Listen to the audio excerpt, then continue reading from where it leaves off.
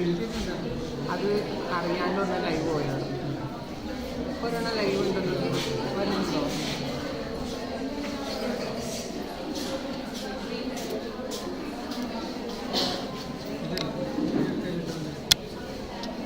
അതിനകത്ത് ലൈവ് അതല്ല, ലിങ്ക് നോക്കണ്ട, ചാനലും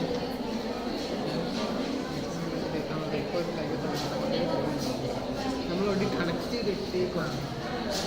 അപ്പോൾ ഈ നെറ്റ് കട്ടാകുമ്പോൾ പോകുന്നത്, ഇല്ലെങ്കിൽ ലൈവ് കട്ടാൻ കഴിഞ്ഞ് പോകുന്നത്.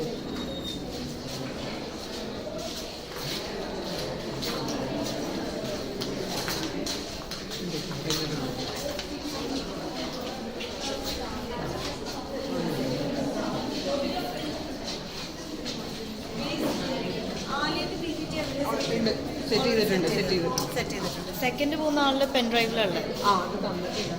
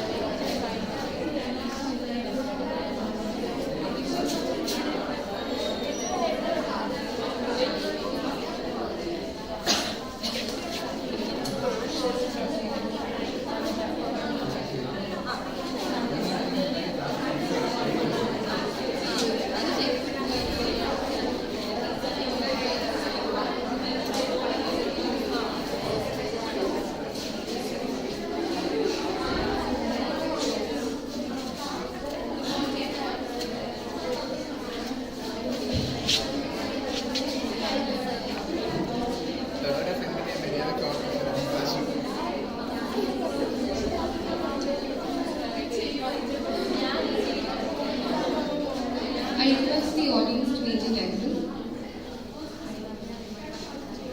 Good morning, everyone. I welcome you all to the first female presentation session of the National Seminar. I invite Ms. Anne-Maria Neil-Bell, Assistant Professor, Department of English, East Campus, Sacred Heart College, to introduce the chair of the session.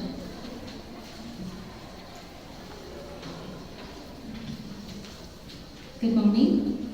We are delighted to have with us today Dr. Nisha Tongji Varghese, Assistant Professor and Head of the Department of English at St. Albert's College at Bangalore. With over 22 years of teaching experience and expertise in language, linguistics and resistance literature, Dr. Nisha is a distinguished academic and a committed mentor to her students. She was awarded PhD from Bharathiar University, Coimbatore in 2018. Dr. Varghese has served in various leadership and administrative roles, including Deputy Controller of Examinations, Dean of Quality Assurance, NSS Program Officer, and a Master Trainer for ASAP, an initiative by the Government of Kerala.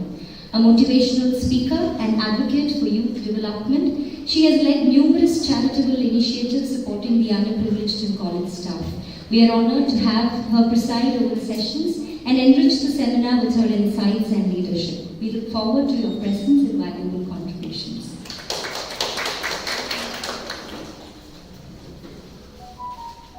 Thank you, ma'am.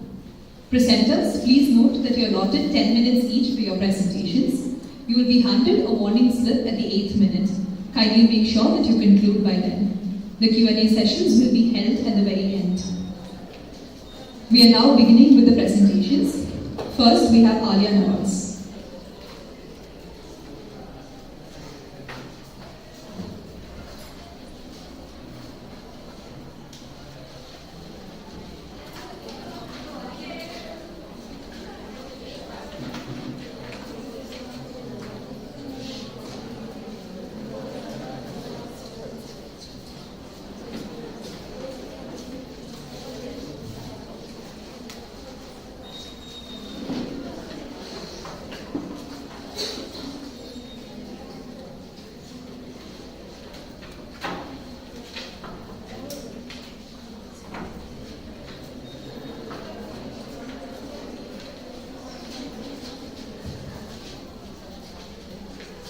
Morning, everyone.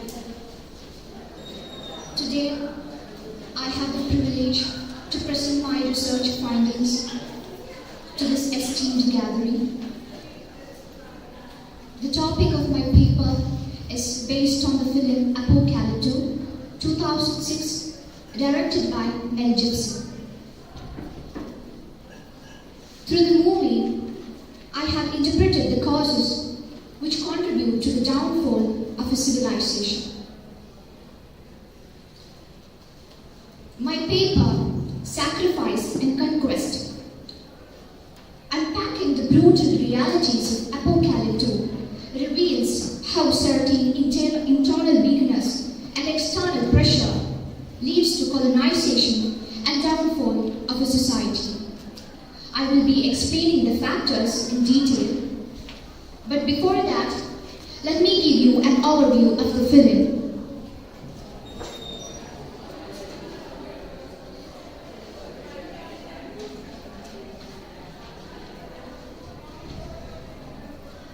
Apocalypto is a gripping story which revolves around the protagonist Jabber Poe, a young hunter living in a remote mine village. His peaceful life is violently interrupted when powerful warriors from the city, led by ruthless Zero Wolf, invaded into their village. They captured Jabber Poe and his fellow villagers, intending for a human sacrifice to their god in their ground city. In Italy, Jabber Poe somehow manages to hide his pregnant wife and his young son in a deep pit, promising to return. In the city, Jabber Poe witnessed horrors of human sacrifice and the decadence of a society at decline. He somehow escapes from there and begins a heroic journey through dense, dangerous forest with an intention to return to his family. The film is a relentless chase as Jabber Poe, persuaded by his captors, uses his knowledge of jungle to outwit them, ultimately succeeding just as the first European ship arrives off the coast, symbolizing the imminent arrival of colonization. And there lies the major factor which contributed to the clash of a civilization.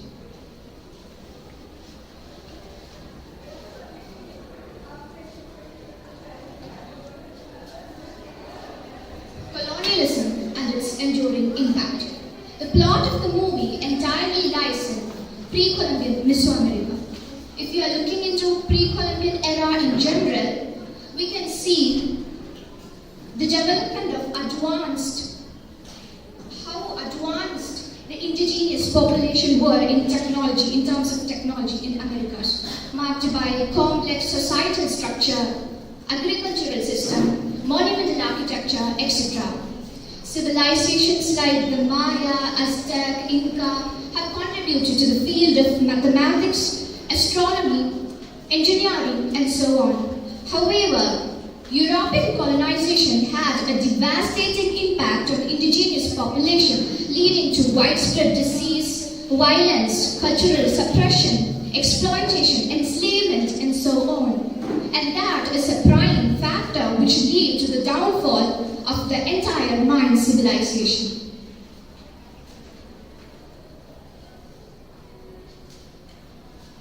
Civilization also often collapse when they fail to adapt to ecological and social challenges. The film reflects the cyclical rise and fall of societies throughout history.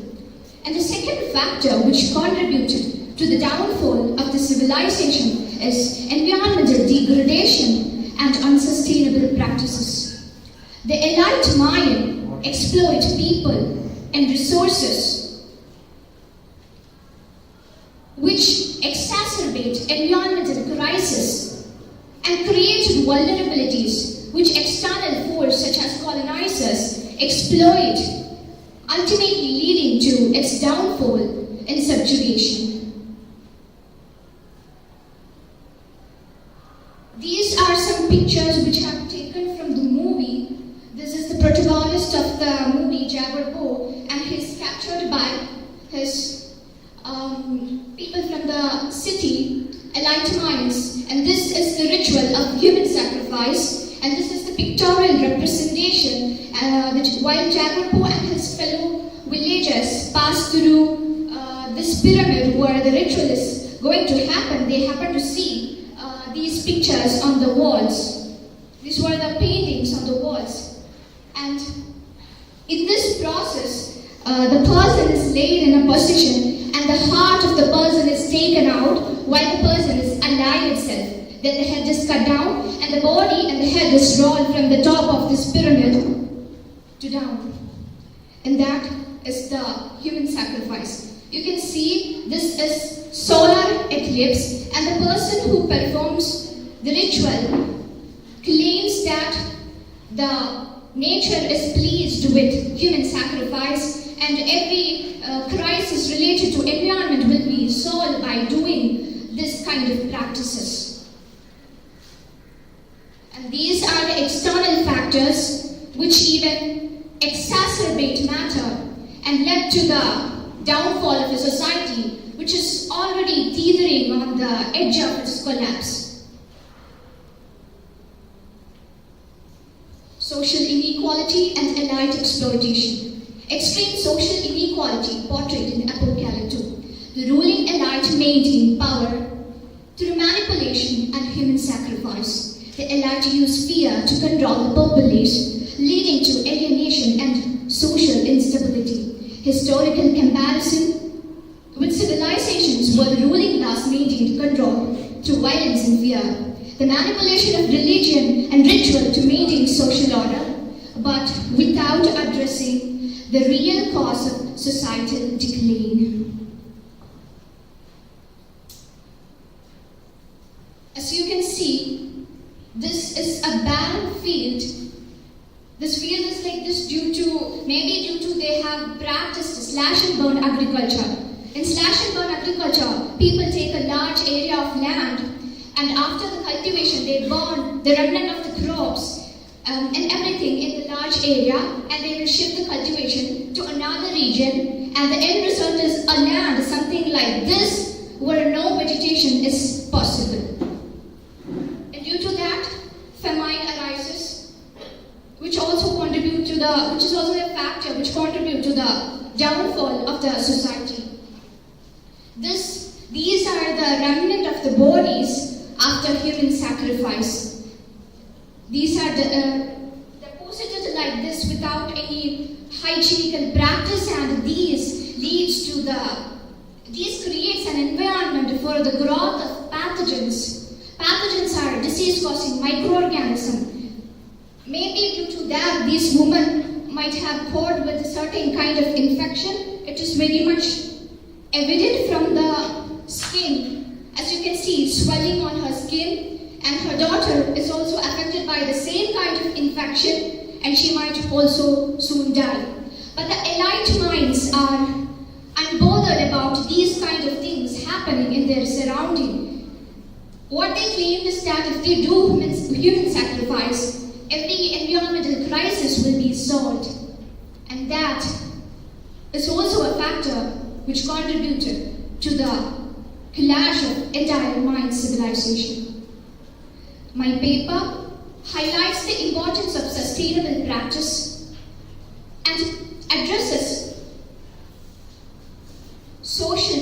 environmental challenges or social challenges to prevent societal breakdown.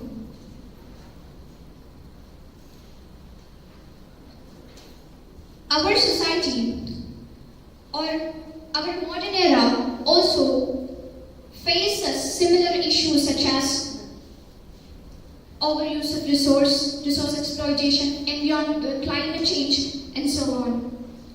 Scholars like Jared Diamond, Joseph Tainter, and Naomi Klein have emphasized the importance of sustainable practice to prevent societal breakdown.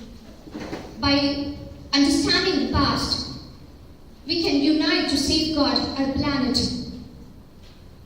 and create a brighter future. And concluding my presentation, thank you.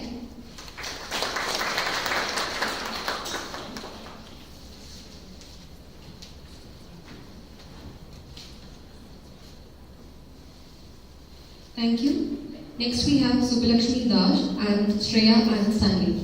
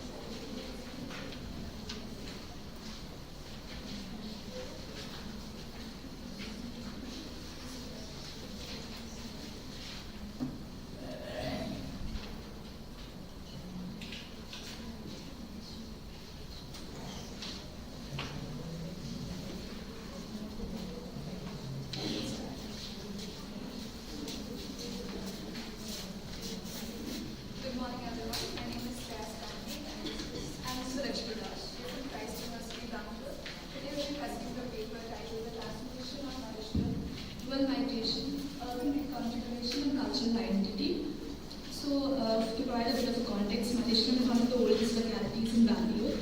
Our research spans over a period of 125 years, from the founding of Malleshwaram in 1898 to its current social-cultural dynamics in 2023.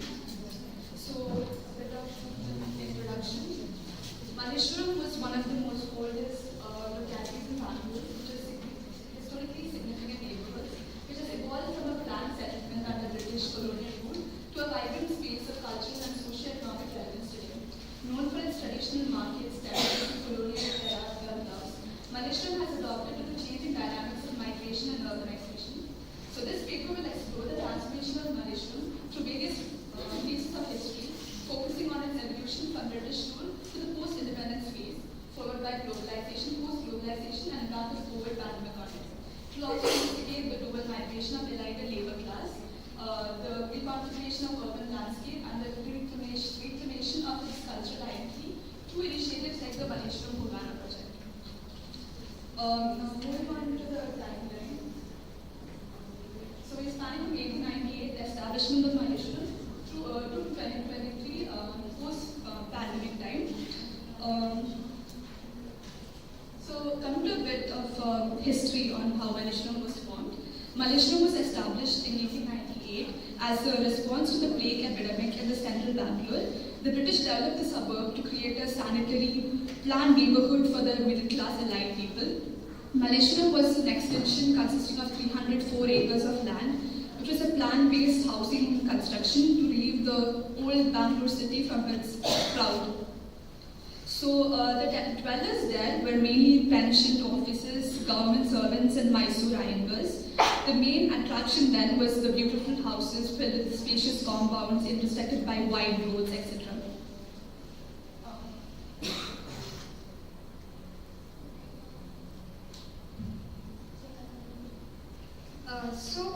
Now we'll see how the migration from 1898 to 1923, as we saw in the timeline. So we've been dividing it into the timeline of 25 years, as we see, from 1898 to 23, then 48, then 73, then 98, and 23 again. So this is how we'll go through the phase of 1923 to 1948. So it's basically under the British rule how Maleshwaram transformed. It attracted especially the elite and middle class families, also professionals and students, and it particularly for the educational, administrative, and employment opportunities in Bangalore. So we saw while doing the field study in Maleshwaram and collecting oral narratives from the residents, long-term residents from in Maleshwaram, we saw that CTR, most of people know about CTR, Srisagar, Ron Hill's Coffee Bar. These are very famous eateries in Maleshwaram. So they were established by the the elite and middle class during the British rule, and then followed by, it was like a very conservative back then, it is traditional, yet progressive atmosphere, and later it was known as Pensioners' Paradise. So in Maleshwaram, after independence, like after 1948, we saw a shift in, a drastic shift in the migration. The term we have used is dual migration. That talks about like the elite class migration and the labor class migration. So during British rule, we had the elite or middle class migration, and during the post-independence era, that is 1948 to 1973, we basically saw the labor class migration for the employment opportunities in the eateries, also in the mills that I have mentioned the PPT, like the establishment of hotels, eateries, and mills such as Binny Mills, Minerva Mills, and the Mysore lamp factories, processing factories. These all contributed to the labor class migration from nearby cities, nearby states as well. So then this growth of industries influenced the dual migration, the elite class migration and the labor class migration, and it contributed to the physical structure of the city, because as Shreya talked about, like we have seen spacious and garden, we had garden in the housing structures. But later after this migration, we saw the transition from the spacious and independent houses to the construction of slums and huts. While taking archival data into consideration, we also found there were 683 slums or huts constructed in 1951. Like during the 1951 census, we saw the archival data. 683 huts were constructed in Maleshwaram area. It is an extension, so it was there. So then coming to like how after the migration, the urban deconfiguration happened in the Maleshwaram extension. Then we can see during the 1970s and 1990s. So when we talk about 1990s, we already understand the globalization policies were taking place. So during 1973 to 1998, we saw the influx of IT sectors and multinational companies during that time, which again invited the middle class population, like the techies and all, they were coming. And we later we'll talk about how the construction of apartments, the malls and all, they contributed to the city spaces. For instance, the famous Sambige Road market, it began to cater to the more cosmopolitan taste, offering diverse clienteles. So then, with the new way of migration,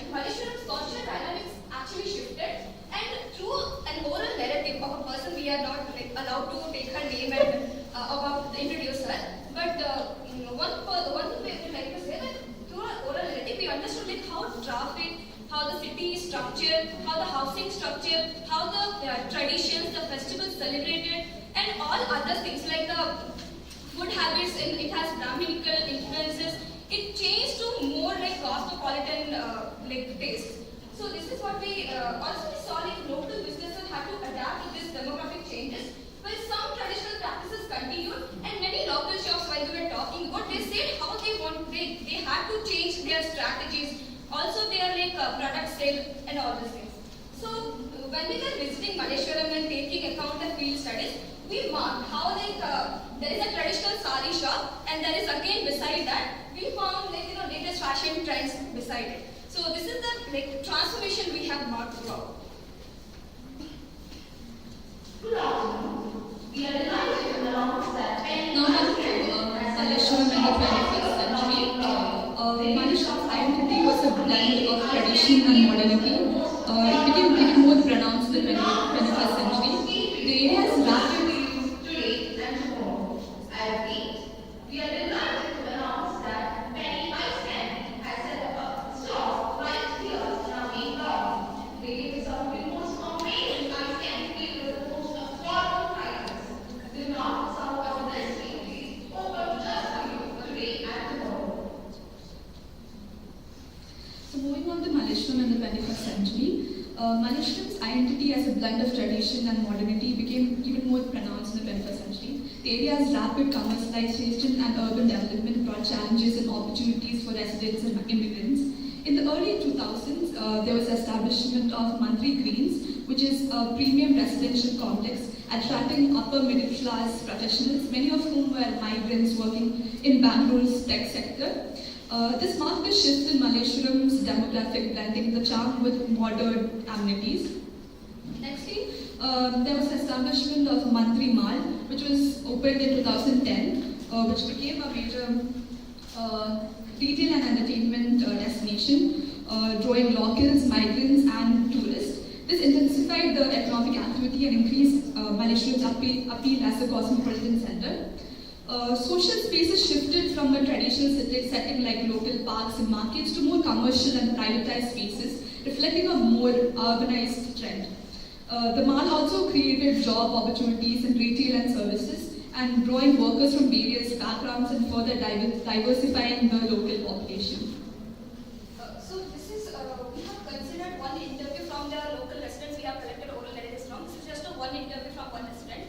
So then she's a 25-year-old girl, and she has like spent her 25 years throughout in Malleshwaram. But her grandparents are migrated from like Andhra Pradesh. So she is like she has a blend of Telugu and Kannada culture, but she distinguishes between like how the Brahminical tradition is more prominent in her area, like when she was a child, and when she grew up, like later, she saw like a very different struggle. Like she saw Marathi immigrants, she saw Gujarati immigrants, she saw Japanese also who is staying just beside her house. So she like experienced the whole change throughout, and she also told us like how when they were like they were young, they used to go to talkies, like and it was a family time. But after the construction of Mantri Square Mall, it was no longer a family time. You have to reach there, you take 30 minutes, and there is a shift in the experience of a person being in Malleshwaram.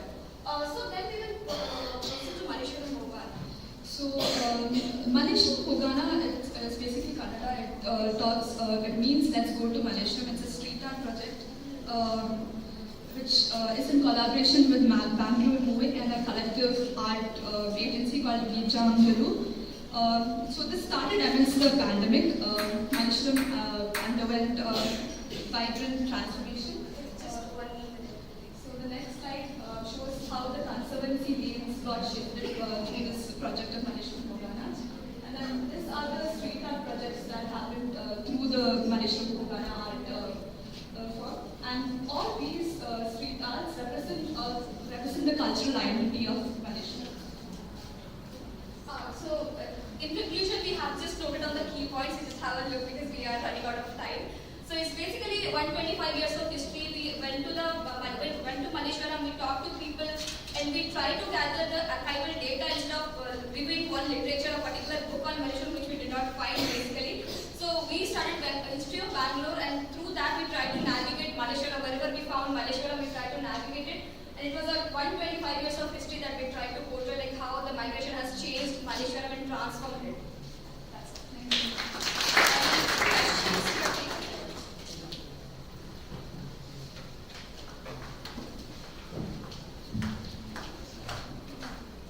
Thank you. Thank you. I request Madhusha to report to the MC desk immediately. Next, we have Gopika Raji.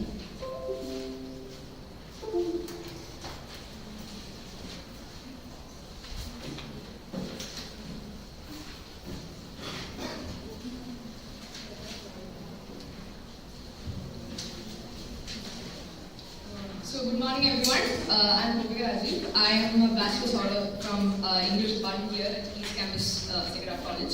So today I'll be presenting a paper titled The Global Local Kahani, Cultural Mobility and Gender in the Landscape of Kahani the Movie. So at first glance, Kahani seems like it was released during a time where Bollywood did not take a lot of rough subjects like pregnancy or abandonment, and many people didn't really like. For example, right now we get movies like Animal, but at that time it was not that common to release a movie that was centered around women, like the woman being the main protagonist. So it's like, for me, the movie is about a cultural mobility where like traditions and modernity mix together in some like very unexpected ways. So a quick overview about the movie. So for those who are unfamiliar with the movie, Kahani follows Vidya Bachi. She is a pregnant woman from London and who comes to Kolkata to find her missing husband Arnab.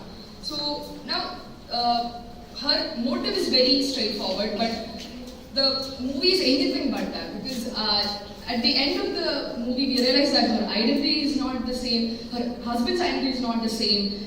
There is multiple cinematic twists in it, and from the beginning to the end, we see that Vidya tries her best to navigate through the streets of Kolkata, and then that's when she realizes that she's not like. That's when she understood that the husband that she thought she knew is not the husband, the real husband in Kolkata.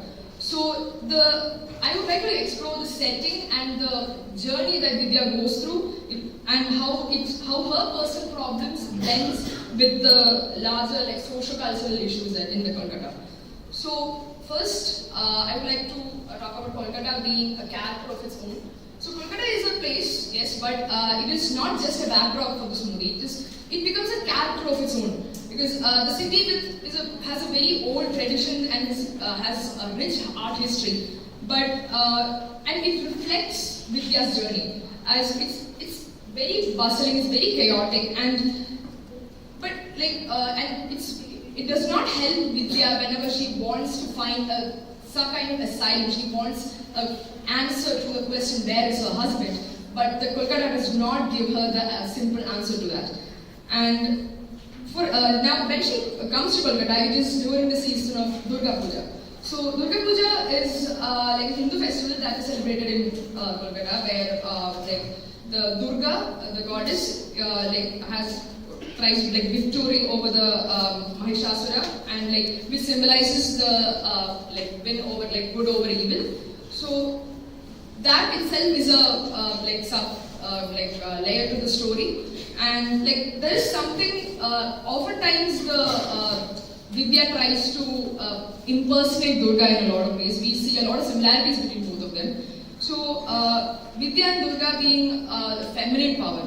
So speaking of Durga, that brings one of the most subtle aspects of the movie, which is that Vidya's transformation from being a Londoner to someone who wants to fit into this culture parallels that of the Durga Puja preparations. So it is she's when she wants to find where her husband is, she her personality transforms from someone who is very foreign to the whole country, the whole culture, to someone who wants to know what is going on, who wants to blend in and wants to know her husband's culture, because she feels alien to it. And she thinks that the only way to truly connect with her husband is by knowing his culture. So oftentimes she puts the culture and husband, she intermixes them. If whenever Vidya feels that she's not connected to the culture of her husband, she feels that she's not as close to her husband as before, and she breaks down multiple times throughout the movie. And then the same thing when it comes to the Durga slaying Mahishasura. It also is that like she handles a lot of corrupt men when going through the cities of Kolkata. Like a lot of people underestimate her because of her gender, because she is a pregnant woman from outside who does not have a husband, and she is just navigating through her streets, and everyone underestimates her because she's a woman and it's not a threat. Multiple times police officers said, don't worry, she won't get into the end of it, she can't move, like she's not that mobile, don't worry. It's like they undermine her skills because she's pregnant and she's a woman. But Vidya ultimately uses this particular weakness that they tell is to be the ultimate weapon. So like in many ways, like there is this Kahani talks about how like feminine weakness that is being said by the police officers are ultimately the weapon that she uses. And then I would like to talk about the global and local mixing of the cultures. So when Vidya first comes to Kolkata, she is someone who is she's a software engineer. So she's very well versed in the technological aspects. And when she comes to Kolkata, she realized that a lot of parts of Kolkata is not that technologically developed. For example, her guest house does not have a proper computer, does not have a register or any that kind of thing, which is, she's not very familiar with that. She's a software engineer. So whenever we see that she tries to connect to Kolkata by connecting with technology, like in NDC, the National Data Center that she goes to, she like outperforms there because she knows like the loopholes and everything, because that's something that she's excels in. But when it comes to the rural places, she's not at all familiar with it. And this shows the globalization part of the movie, how like many people experience that today. Like us, like our generation itself, we know like the elite classes, we know the middle classes, but we often feel alien towards the rural, the other classes. And next, so now I would like to conclude my presentation with saying that what this like Kahani ultimately says that like it's a story about cultural navigation ultimately, and where a woman like from one world finds herself in another and feels crushed by it. But by the end of it, just like Durga, she vanquishes her enemies. She transforms, and she just like Durga Puja gets over. Just like this whole festival comes every year, she lets go of her temporary body, her temporary identity, that is, and once her foe is slain. So a lot of concepts, like another thing that we get to see is that female rage is not something that is constricted to one culture. It is, we can see that Vidya is from multiple kinds of cultures. The female rage exists in all cultures, and that is one of the most important things that's been said there. So this movie ultimately says, asks us to rethink how we see women, how we see tradition, and how our rapidly changing world is viewing culture. So yeah, thank you.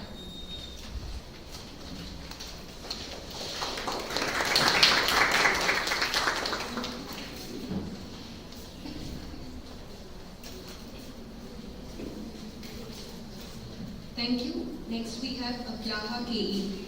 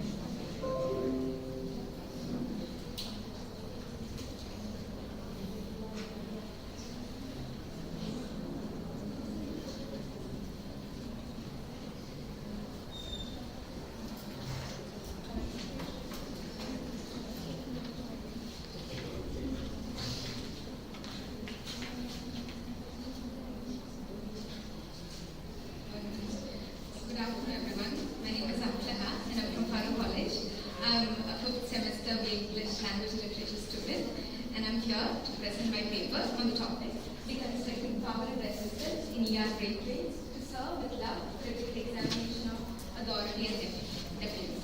So this is the book. I think you all might be familiar with the book.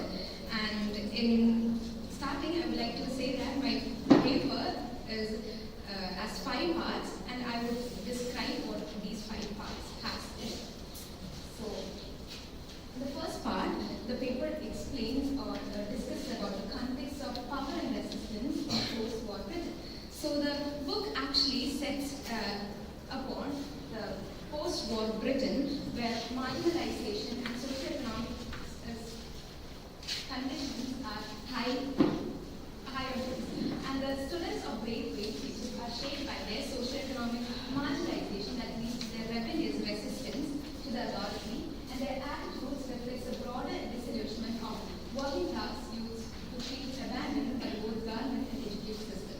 As Braithwaite is an ex-RAF pilot, he never had to face any discrimination within their team on the basis of color, but when he comes to teaching, he had to face some discrimination on the basis of his race, as he was black, as he was a Negro, and all. And the students that he teaches is coming from a situation where they are being marginalized by the socio-economic structures, by the government, by the authority, by their educational system, and all. And this part discusses the significance of Braithwaite being a black man in a predominantly white society, and how it affects his position and authority, and how his experience as an ex-RAF pilot contrasts with his role as a teacher. As I've said before, when he was a pilot, he was never criticized on the basis of his color or the race, but as being a teacher, he was always criticized upon being black. And the next part, it comes towards to the resistance as a response to power. When he tries to teach the students, the response of the students was not a respectful thing, but it was rather a denial and a defiance. He was faced with a wall of defiance when he tries to teach them everything. So in this part, the paper examines the students' initial defiance and how it reflects their broader disenchantment with authority. The authority is the government and education authority which marginalizes the youth because of the race and class structure they are coming from. And this part also uses textual evidences of the students like Denham and Savera. It reveals the layers of resistance that they stem from their personal struggles and systematic failure. So Denham was the one who used to light a cigar and smoke it in front of Braithwaite, because the condition and the social structure they came from was a neglected one. They were always neglected because of their race, class, and class struggles and structures. And this part also discusses the idea of resistance as a natural response to disempowerment and how this is reflected in the students' behavior. And in the next part, in the part 3, there is a response from the Braithwaite to these defiance and all. So Braithwaite is actually, the students are actually showing defense or resistance towards the traditional power authority structures, where the traditional structures tries to teach them by beating them or with violence or by raising their voices and all. The teachers who were there before Braithwaite used to teach them by giving punishments and raising their voices and threatening them. And indeed, Braithwaite did. The thing is, what Braithwaite did was supporting the traditional power authorities. Braithwaite decides to address the students as Miss and boys and Sir.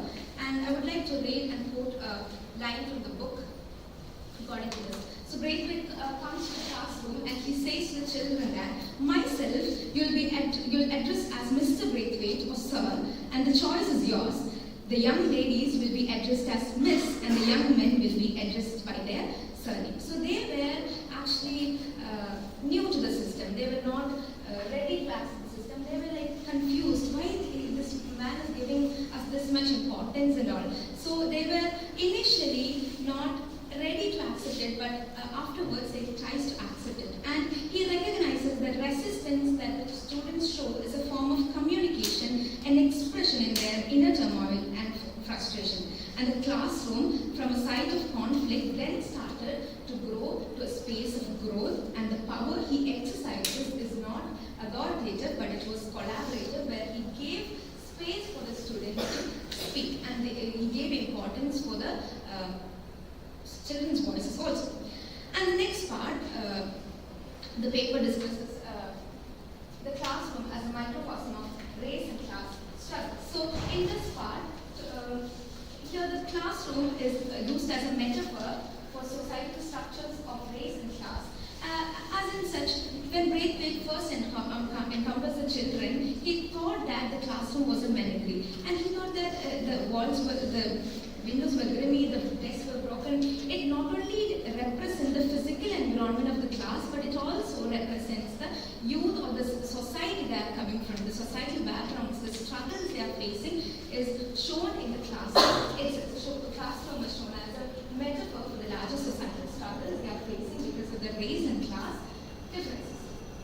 And analyze how race and class interests in the novel, both in terms of Braithwaite's own experiences and challenges the students face. So he used the method of empathy to fit in with them, because he knows the struggles of being a black and being avoided in a marginalized society. So he tries to, however, by resisting oppressive power structures in the classroom and working to empower the students, Braithwaite challenges the hierarchical system, which in turn which in turn does not allow the children to grow. So he is subverting the class struggles and structures in a different way by giving them voice and all. So here the microcosm of race and class structure is discussed, and I would like to quote another thing. So here there was a student called Seals, and he was a black boy who was born to a white mother.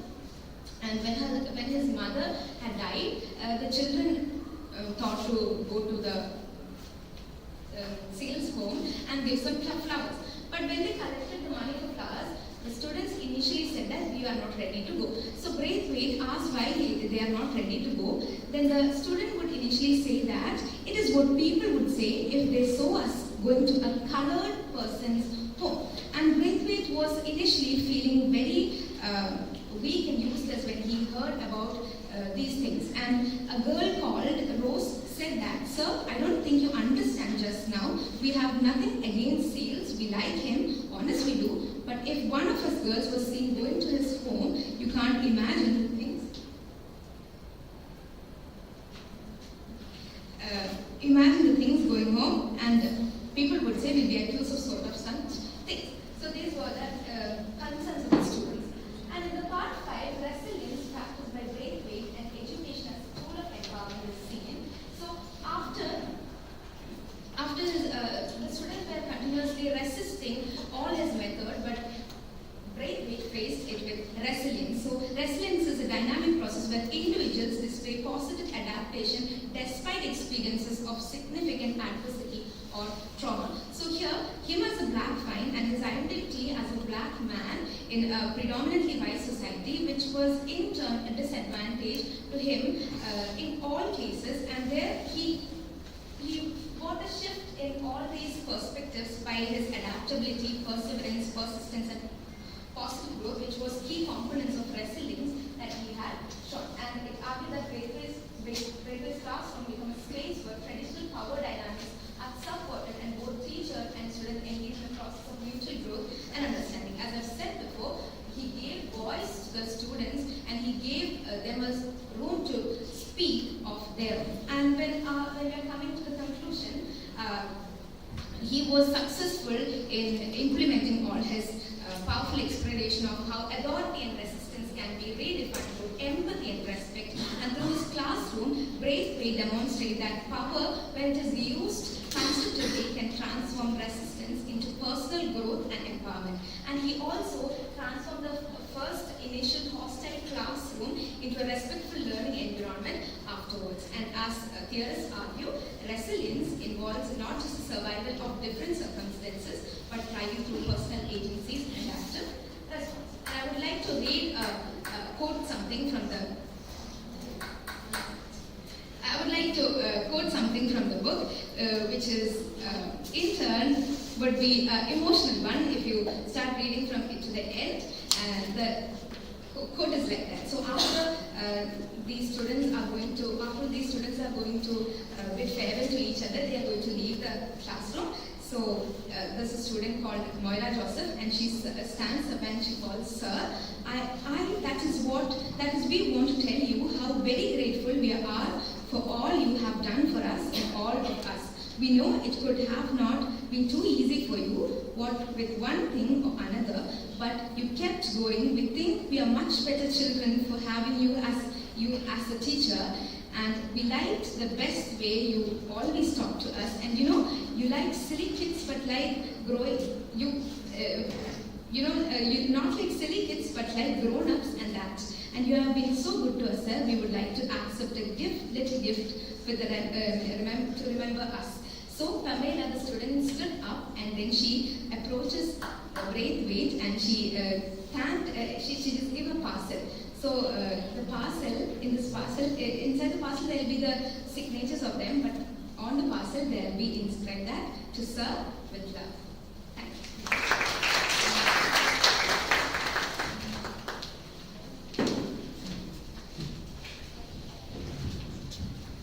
Thank you. Next, we have Fabinsha Firoz P.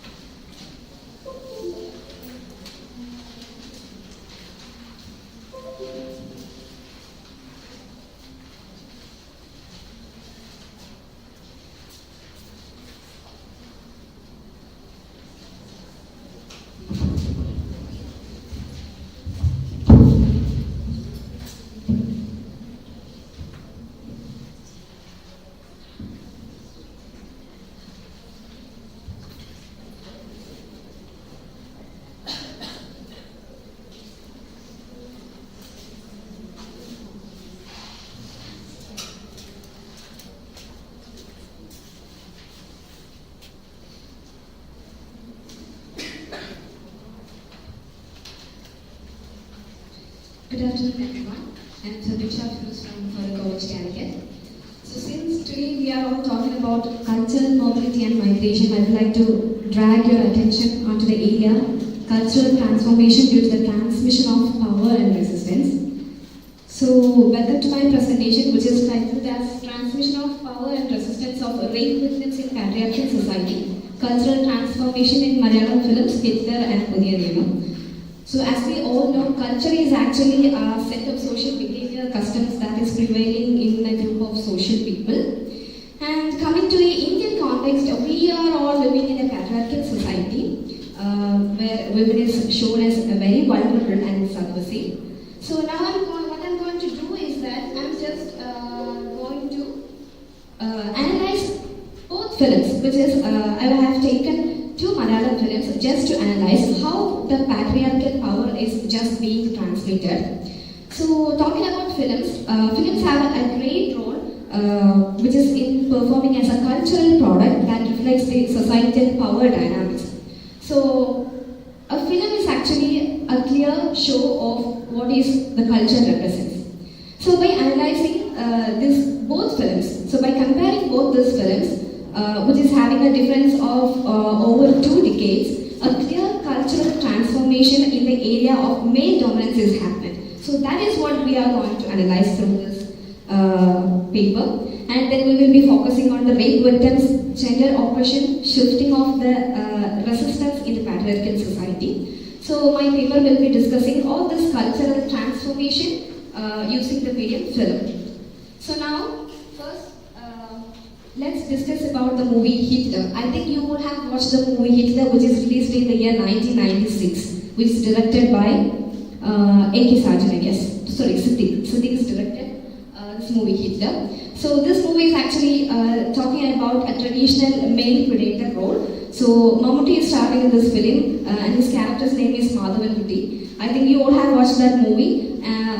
The role of this Madhavan Kutti is that he is just acting as an overprotective brother who is just taking responsibility of safeguarding his 5 sisters. So that is what actually happening throughout the movie. So even from the beginning to the end, throughout the movie we can see that a lot of instances happening where the women is shown as very weak and in constant need of male protection. For example, there are a lot of instances in the movie where the five sisters are just going for shopping or just they are getting outside. There will be one person with that women, no matter if it's just someone for their security or just brother. So at that period even, the woman is considered as very mild and very weak, who is not at all ready to just talk against the dominated society. So the main character, motherhood, is protecting those sisters from the male gazes and the patriarchy. So it is clear that in this movie there is no room for sound or no room for anything for the women. So here,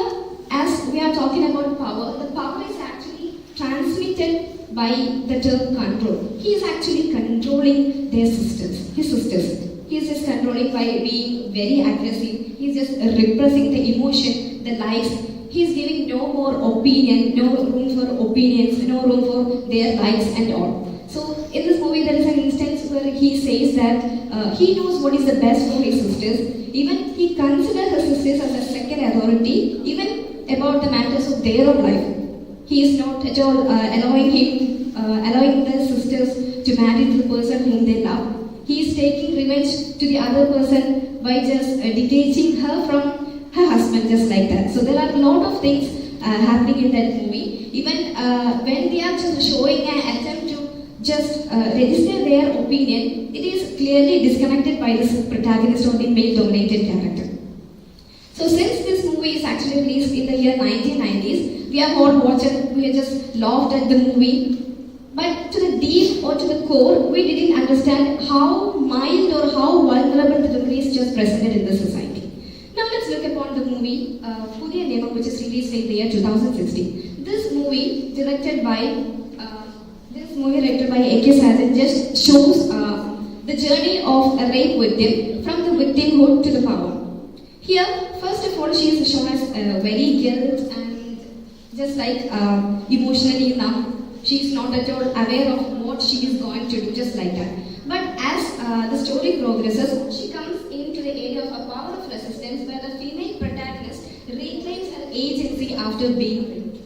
So, with the support of her husband, Louis Bothan, what she is doing is that she is reclaiming her power. She is considering herself as the writer of her own destiny. She is taking revenge to the person who has raped her.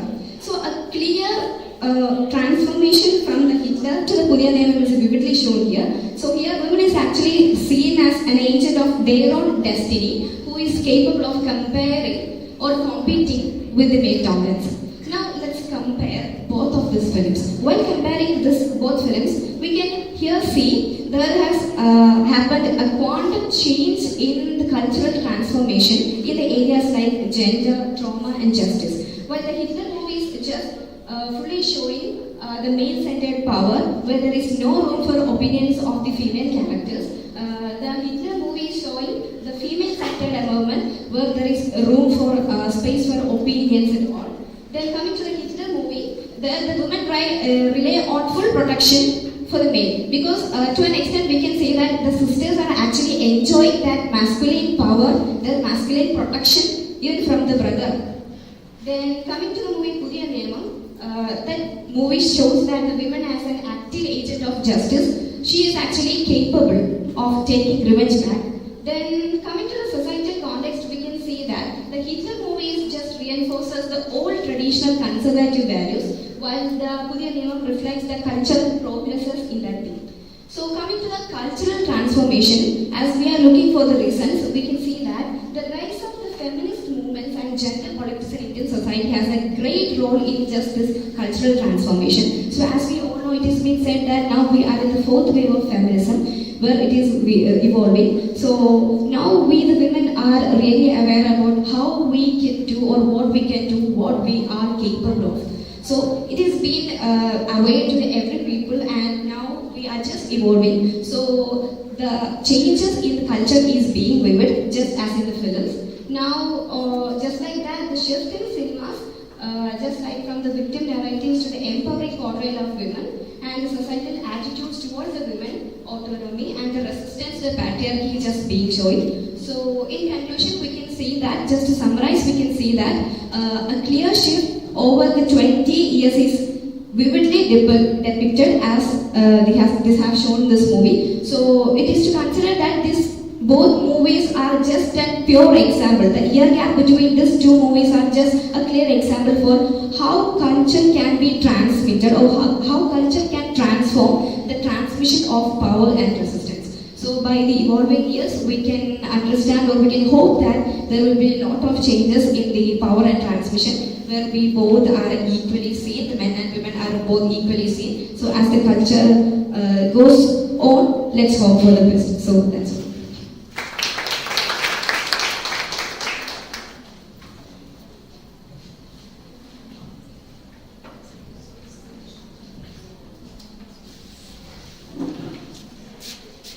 Thank you. Now the floor will be open for questions. I invite the chair, Dr. Nisha Tonji forward.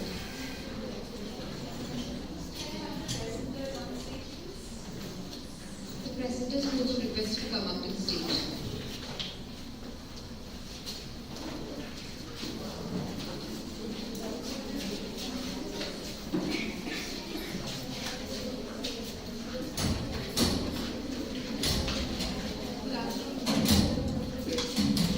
Good afternoon, everyone.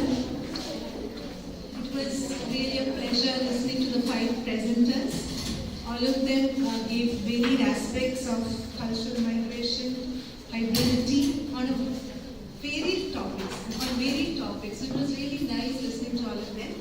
So I think the first presenter, just 10 minutes to conclude this session. So Alia spoke about civilization. How does a civilization fall? Right? So, and she spoke about the brutal realities of the movie Apocalypse. She also spoke about how environmental challenges can be addressed. If anyone has any question to address to Alia, the floor is open right now. I would like to take one comment on what you said. Civilization is a very I would say it's quite a strange word, because many times colonizers believe that they are civilizing the so-called people whom they are suppressing. But every nation, every tribe has a civilization of their own. Unfortunately, we don't tend to accept that, and many people don't tend to accept that. So in the name of what we say civilization, we try to destroy the indigenous culture. That is what actually happens in most places. When we read through narratives across history, we understand that. In the name of so-called civilization, indigenous cultures are ransacked, they are wrecked. What once existed as beautiful artifacts are kind of completely vandalized and destroyed. Right? So that is one thing I wanted to mention here. Your paper presentation was really nice, and I think you covered the topic quite well. If anyone has any question to put across to her, something that you want her to kind of explain more, you can just ask right now. Or then, if not, then I think I can pass on to the second one, that is Subhalakshmi's and Shreya's paper on Malleshwar.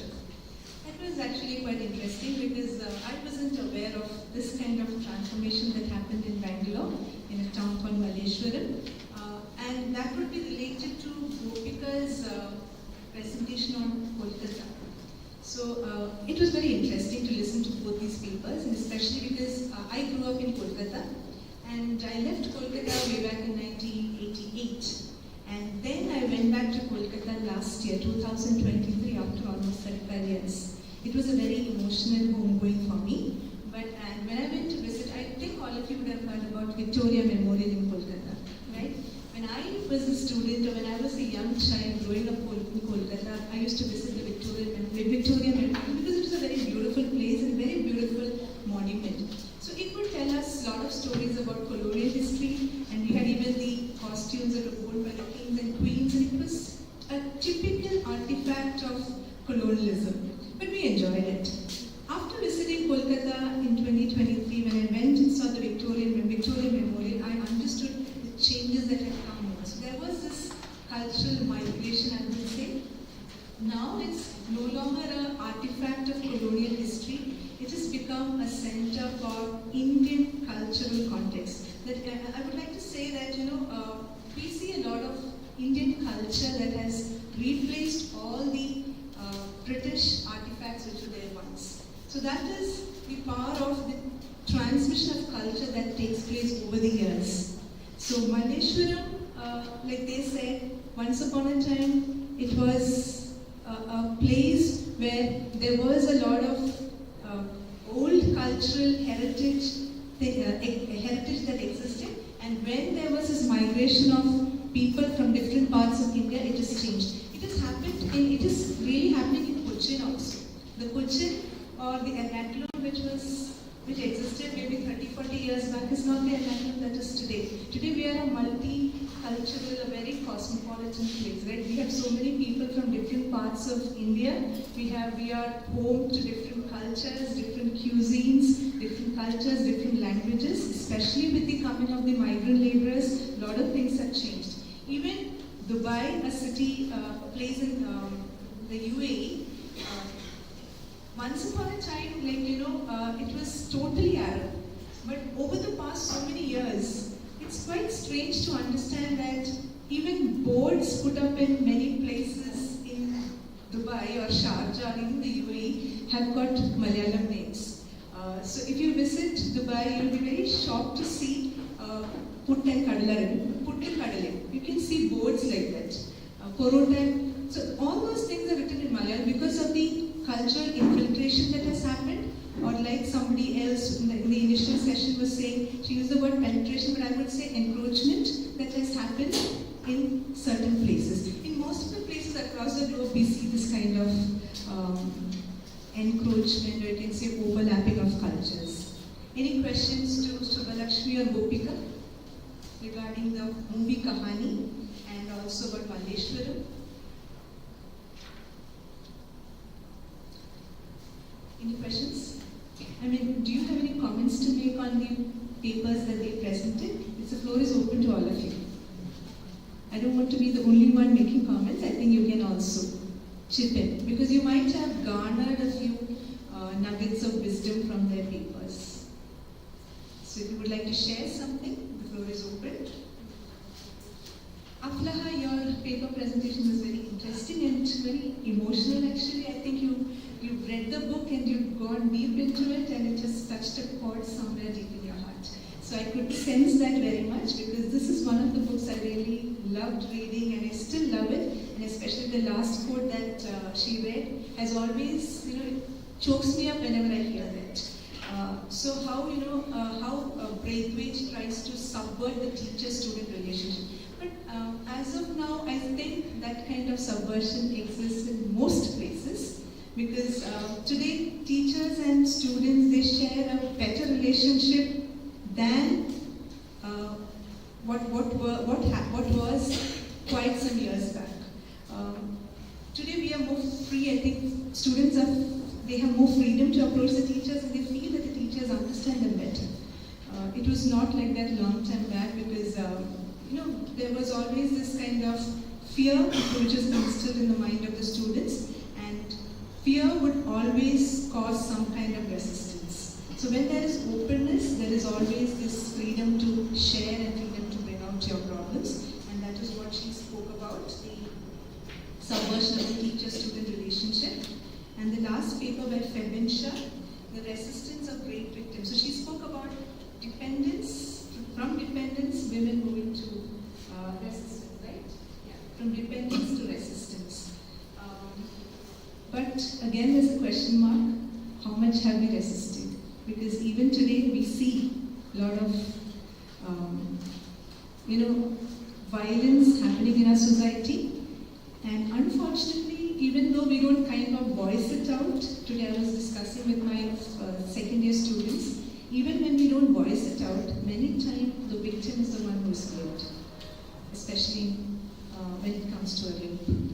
But we don't openly speak about it. There are a lot of people who come out to the forefront and they say, she should be given justice, but behind her back, there are people, I'm sorry to say, educated people who are so forward, people who have come forward in life, who say things like, She should not have done that. She should not have gone out at that hour. She should not have worn that. She should not have gone out with the opposite sex. People who, on the front they say that she should be taken. This should not happen in society. Again, behind the curtains, they make such kind of remarks. So how do we change that? Because I remember when the Nirbhaya case took place, I was appalled to hear educated people, males, saying that she deserved it because she went out that night with a boy. And she would have been scantily dressed. This would have been. It's a kind of assumption. So how do we change that? Even when we speak about dependence to resistance, there still is a question mark. Are we actually resisting, or has change actually come in? Any comments on that? I think some of you would have some comments on that, right? Especially the last paper, because it talks about the fourth wave of feminism. She was speaking about the fourth wave of feminism, what we are today. Nothing against you, spoke very well and it was correct. What you said is politically correct, but how far it is put into practice, we need to question ourselves. Yeah. I noticed something about Pudyanam, which is that at the end, we get to know that the husband knew about this. So we are also giving him kind of power, he knew it, so he kind of had an authority over it. Yeah, I was thinking on the same lines, because I also saw that movie quite some time back, and I was thinking, how is it that she never shared it with her husband? And she went through something like this. Was it the fear of judgment? Because she was the one who was wronged, but many times, even when women are wronged, they don't voice it out because they are afraid of being judged. Isn't it true? Even if somebody tells you, somebody comes, I remember once one of my teachers was telling that her neighbor's daughter, as a small child, suffered sexual abuse as a child. And the mother said, please don't tell anyone. Why should we say that? That what is the kind of image or kind of feeling that you create in that child's mind? That even when she grows up, she'll learn to hide things like this. It's as though she is the person who is to blame for something that has happened to her. For something she is not responsible for. I think, I don't know, this question is always an unanswered question. There's always a question mark to this. And we don't find correct answers. Though we have politically correct answers, we don't have the right answers to this. I'm glad that you brought this up, because this set us up, got us thinking, most of us. At least it got me thinking again. Today, because today morning I was dealing on the same topic. I was talking about something else. I was talking about suppression and internalized repression, and then I spoke about the same thing, about rape victims being targeted, being judged, being considered as people responsible for something that has happened to them. Even in Hitler, the scenario in Hitler has not changed much even today, I guess, in many places. Maybe in a progressive society like Cochin, okay. But in many other places, it still remains the same to a certain extent. That is what I feel. And it's open to you all. You can please share something. I'll be glad if somebody would share something on any of these topics. But on the whole, I really enjoyed listening to all the 5 papers, 6 of you presently. And so thank you so much for these wonderful papers. And I would encourage students here, PG, UG students, whenever you get an opportunity, you should kind of present a paper, or at least write a paper, because it gets us thinking. That's the only process that would get us to think about certain things. Otherwise, we become very passive. Because I'm just speaking this from a teacher's point of view. So when we get a topic, or when we get a seminar topic or something like that, always think about presenting something, because it will get you to read, and once you read something, you'll go on to the next, and it will open wider windows for you, where you can think and reflect on social issues, pertinent social issues, where you can make a change. Any comments?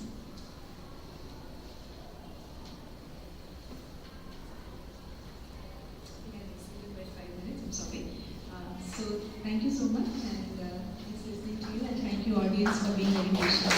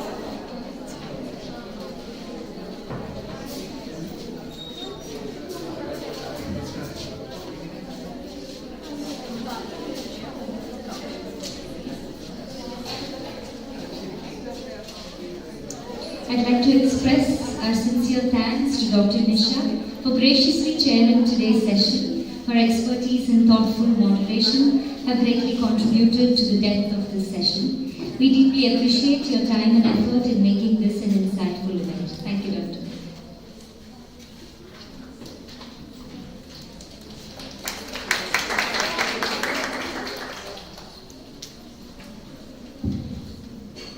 Thank you, ma'am. With that, we have come to the end of the first paper presentation session. I thank everyone here for the smooth conduction of the event. We will now disperse for a break and resume back at 1:45. Please note that registered students from the department are requested to collect their food coupons from the registration desk. Thank you.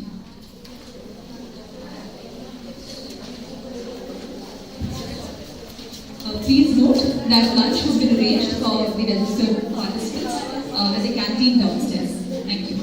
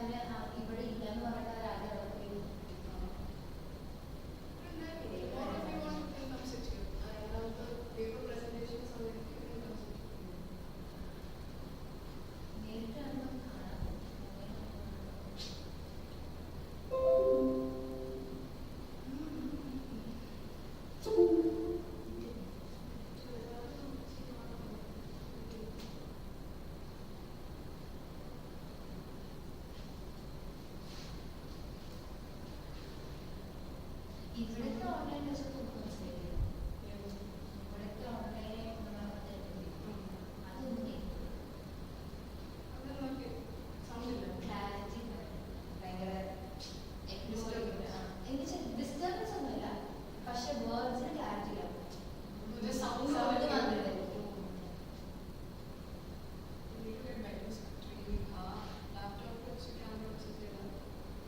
Voice മാത്രമേ പ്രശ്നം ബാക്കി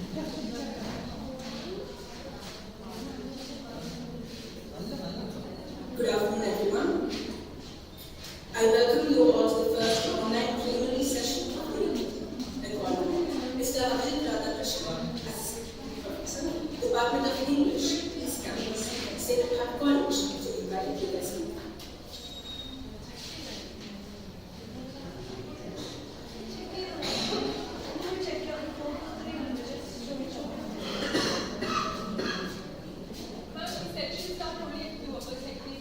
Checking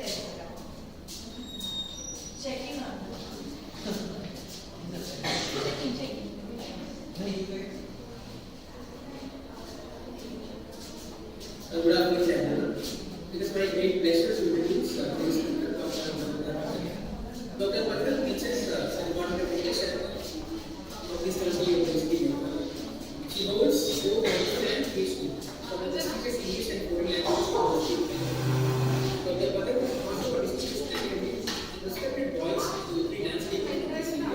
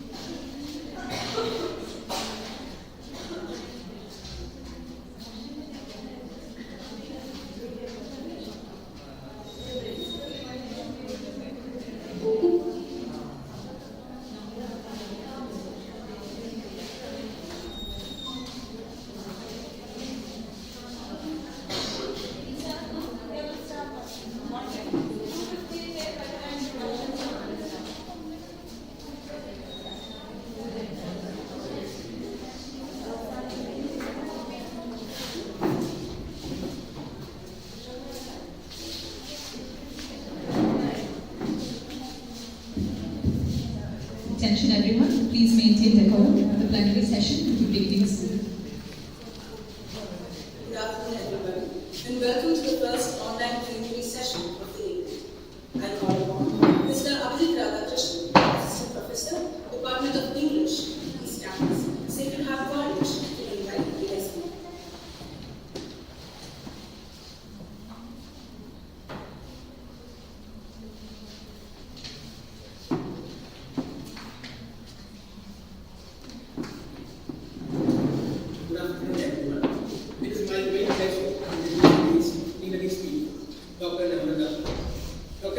teaches in the Department of English at University in Meghalaya. She holds both an MPhil and PhD from the prestigious English and Foreign Languages University in Hyderabad. Dr. Patel is also a distinguished academic and a respected voice in the literary landscape of Northeast India, with 6 books to her name. Her most recent contributions include Indira Goswami, Margins and Beyond, published by Routledge in 2022, and a reader Anand Sharma, published by the Sahitya Academy in 2024. Her work covers a wide range of topics, from Assamese theatre to female writing in the Northeast, and her critical perspectives have made their way into the academic syllabi at various prestigious universities such as Guwahati University and Jamia Millia Islamabad. Beyond her scholarly achievements, Dr. Patel is also a gifted poet.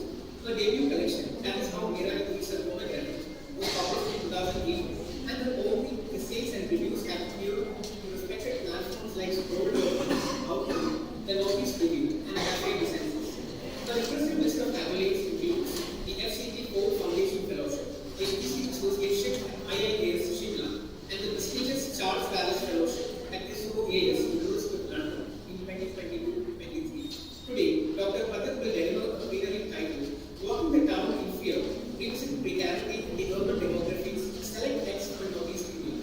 This promises to be an insightful exploration into the complexities and challenges of urban precarity in the region. Please join me in welcoming Dr. Patel. Over to you, Professor. Thank you so much. First and foremost, let me extend my heartfelt gratitude to the college fraternity for having me here in this enriching platform. The title of my talk is Walking the Town in Fear, within quotes, Revisiting Precarity in Urban Demographies in Select Text of Northeast India. Now, regarding the text that I have chosen, like I am quite glad and blissful to tell you that because of the fact that I want to project some kind of a cultural interiority, I have selected the trilogy, the famous trilogy by Arun Saru.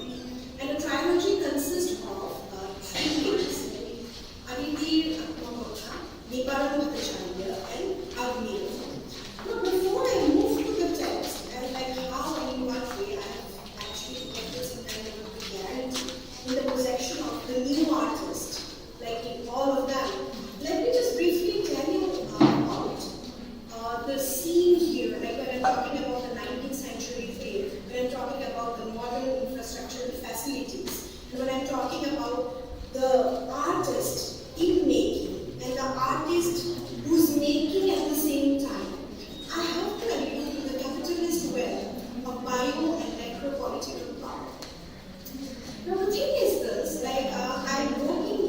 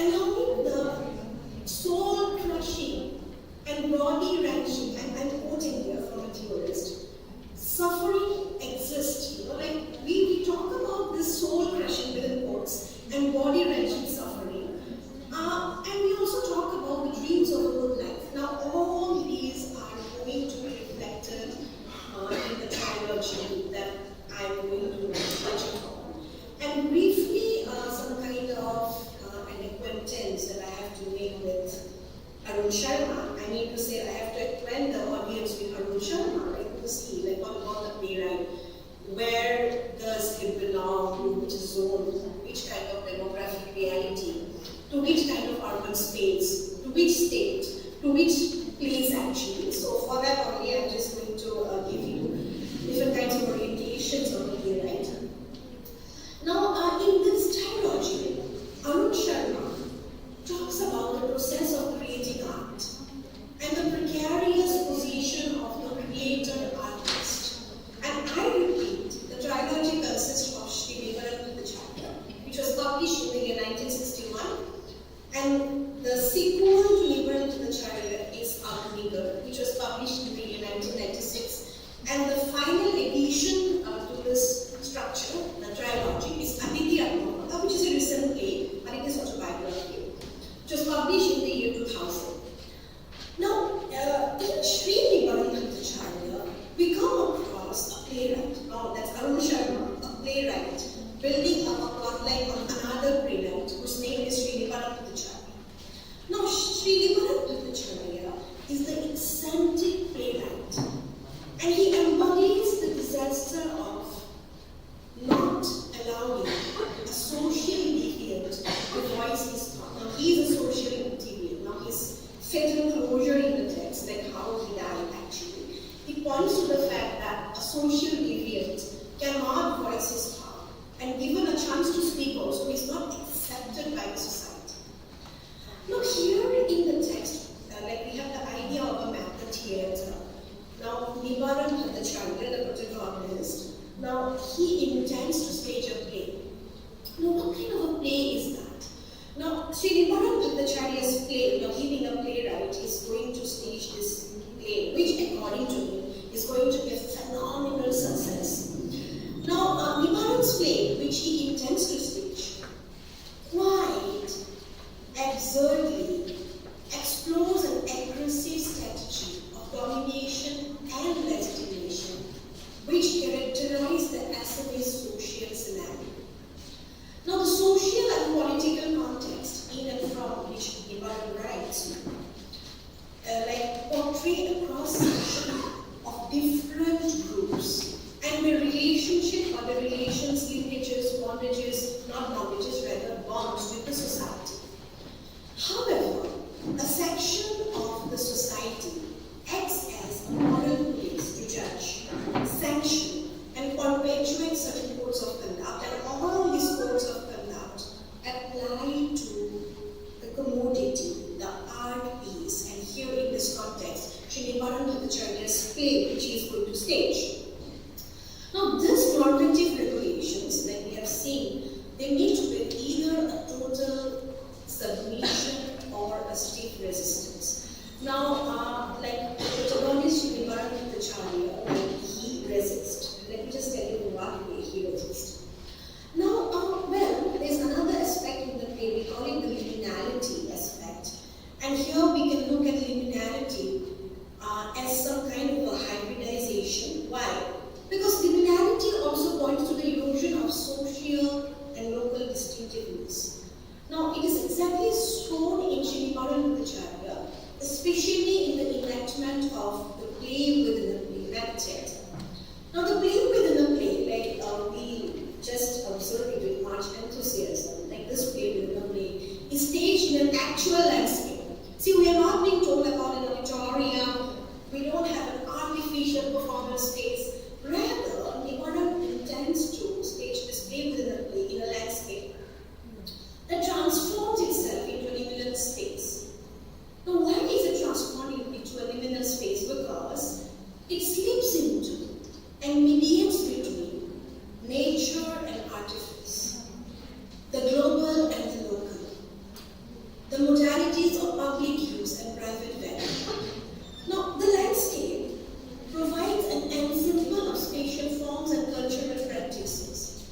Now, the natural landscape provides a background of the play. The setting consists of the river Brahmaputra, and then we have a moon up there in the sky, the waning moon. And then, like, we have certain props, like these are the nature ones too. The withered trees that nest birds. with all the paraphernalia like guns and rifles, the hunter enters the scene and kills the bird. Now, the hunter addresses the audience and introduces himself as the famous playwright Srinivasa. Now, see, we are being told about different kinds of demographies, different kinds of spaces too. We are being told about the actualities that surround the play, right? Arun Sharma. We are being told about this fictive figure, Srinivasa, who is the protagonist of the play Srinivasa. We are also being told about the protagonist of Srinivasa play, because Srinivasa is giving birth to a play which houses a protagonist with his name. Now, I'm going to quote from the text, and this protagonist addresses the audience. I'm reading, like I have excerpted this quote from the text, the play. My name is Srinivasan Bhattacharya. I am the playwright and director of today's performance. In the guise of birds, innumerable ideas are flying in the sky. We can kill them. I have tried to capture them. Now I kill an idea, a bird. Now these are my translations.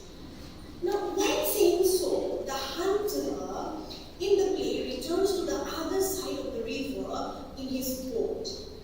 And unfortunately, the play is not taken well by the audience. It's a flop, as it fails to involve and move the audience.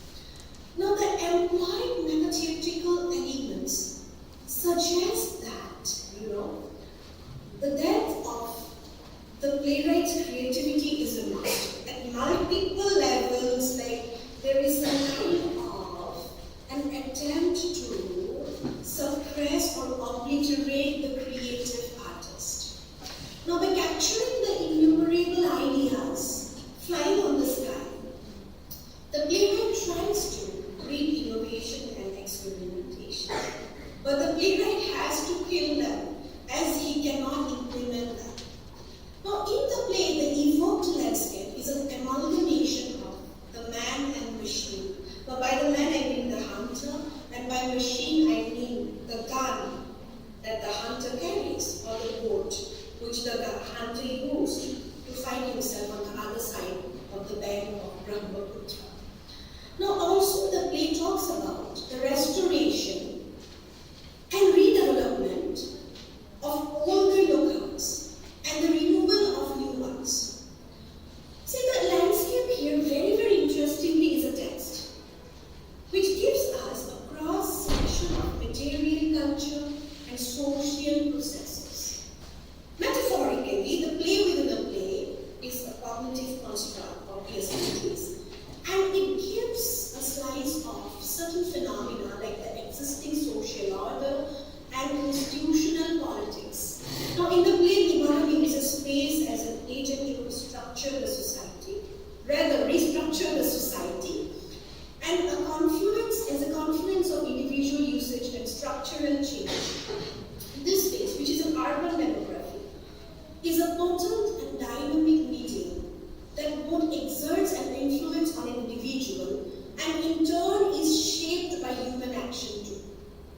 Now, the playwright creates a spatial order which he tries to impose on a built or natural environment. A landscape is always socially constructed and is built around dominant institutions like the church, the factory, eminent structures in a town, corporates, franchisee houses, so on and so forth. Thus, a landscape gives a material form to an asymmetry of economic and cultural power. Now, it refers to a spatial imprint of dominant institutions on the nation of the economy, and it is all about the entire ensemble of the built, the managed, the engineered, or the otherwise rearranged environment. Now, the performance space here is actually a fusion of both the natural and the artificial, and this performance space points to all these kinds of movings. Now, further on, I would just like to say that, Nibbana's play did not do well, and the people who wanted to watch the play, they resisted. The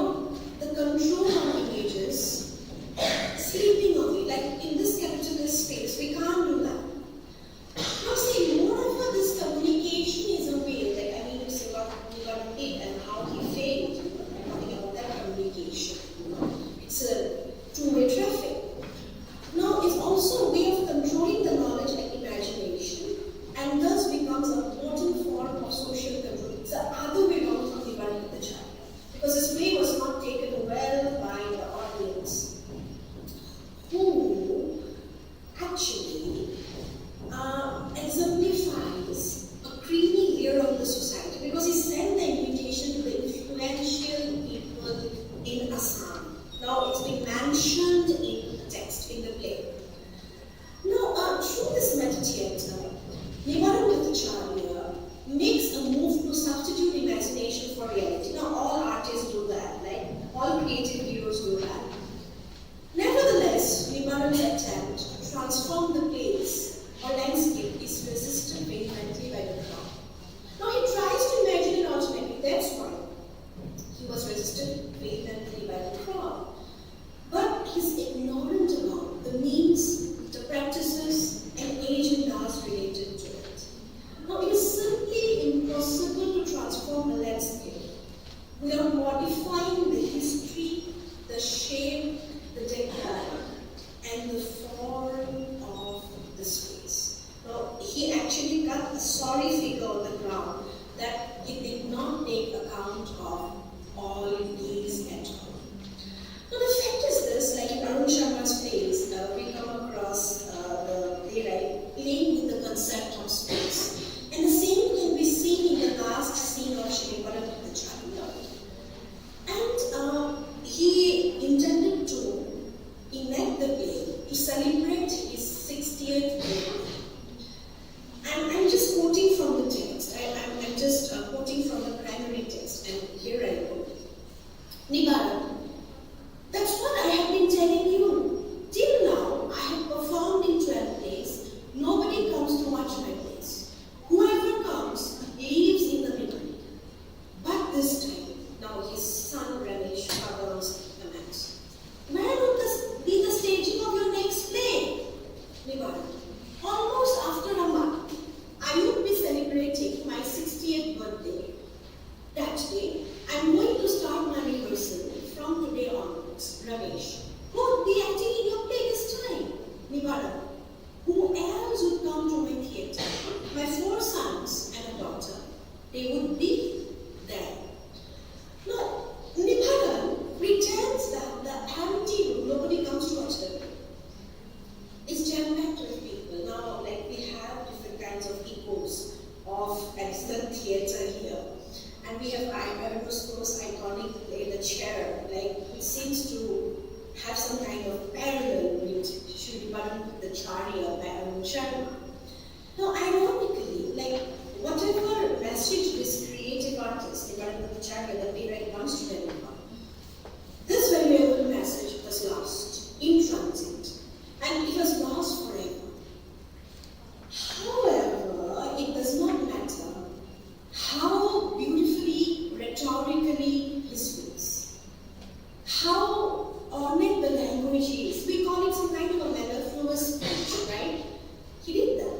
His audience did not applaud him or agree in unison or somehow hated him as the great playwright of the son. All these never ever took place in the play. Quite absurdly, this is because his audience consists of empty chairs. Now, this feeling of emptiness and helplessness pervades the entire scene. And here we notice 3 arrangements, some kind of a spatial arrangement of space, like there are different levels of space, compartmentalizations.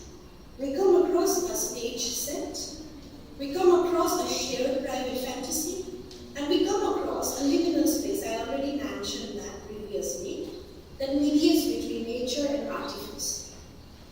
Now, for Nivaran, theatre is commercializing of a private fantasy. And he expands it by means of new adventures and experiences. Now, the theatre stage allows the viewing of real and fictional landscapes, some of which are historical recreations and other purely imaginary. Now, Nivaran attempts to recreate the ancient myth of an old place called Agnigarh, like I'll come to that later, like in the course of my talk. And this narrative of socially constructed place that has some kind of a fictive nexus, it became his trap. Agnigarh became his trap, and later on, in the sequel to Shri Nivaran Bhattacharya, we come across his daughter, who could not emerge out of that kind of a trap. It's physical, it's structural, it's mental, it's abstract too. Now the thing is this,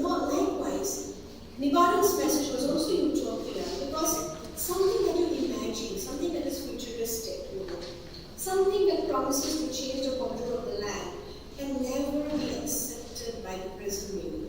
Hence, his play was rejected in such a strong and pungent manner. Now, the fact is this,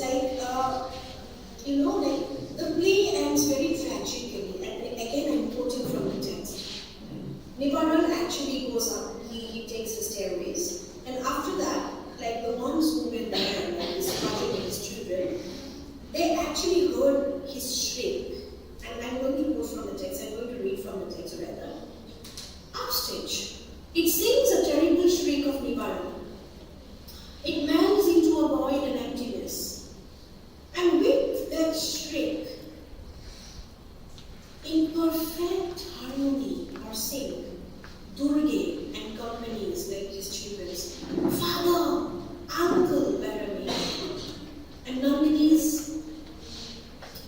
overlap. Now see here, like we're being told about the conglomeration of voices. Now Nivaran commits suicide, like at the end of the text, he goes up and he just falls down with a thud and he shouts. And then like that shriek of Nivaran melts away with of his daughter Nandini, father of his sons, and uncle by the one who's there in age. Now, we have been told about an amalgamation of voices, and it's rather a shocking and jolting speech. So we got to know about the plight of the artist who wanted to change the world. And it's tragic, sorrowful, and melancholic at the same time. Now see, I'll just briefly take you to the sequel to Nivaran with the Child, the third play in trilogy called Agni. The protagonist of Agnigar is Nandini, Nivaran with the Child's daughter. And we have been told about this cross-generational genealogy. The father was there, Nivaran with the Child. We come across Nandini's daughter in the second play in Agnigar, and we again come across Nandini's daughter named Nandini in the third play of the trilogy. Now Nandini in Agnigar, is a strange figure. Now, there's this kind of dichotomy in her, like there's a dichotomy between submission and rebellion. And unfortunately, like those became the only alternatives available for a middle class woman like her. See, we're talking about the good spectrum, but we're also talking about the extremities. The spectrum also carries other colors, other hues, right? But here Nandini borders on the extreme points. Either we come across a submissive woman, or we just oscillate to the other extreme point. We come across a resisting individual. So the other colors or hues in the spectrum, somehow they are missing in the character of Nandini in Agnigar. Now see, like here also Nandini commits suicide. Now there is some kind of reputation inherent in the three of the plays, that morbidity, termination, healing, I don't know what these are, but all these are fatalistic closures which we discern like as the finality in most of the text. Like, but the third text is a bit different. I'll just touch upon that after a while.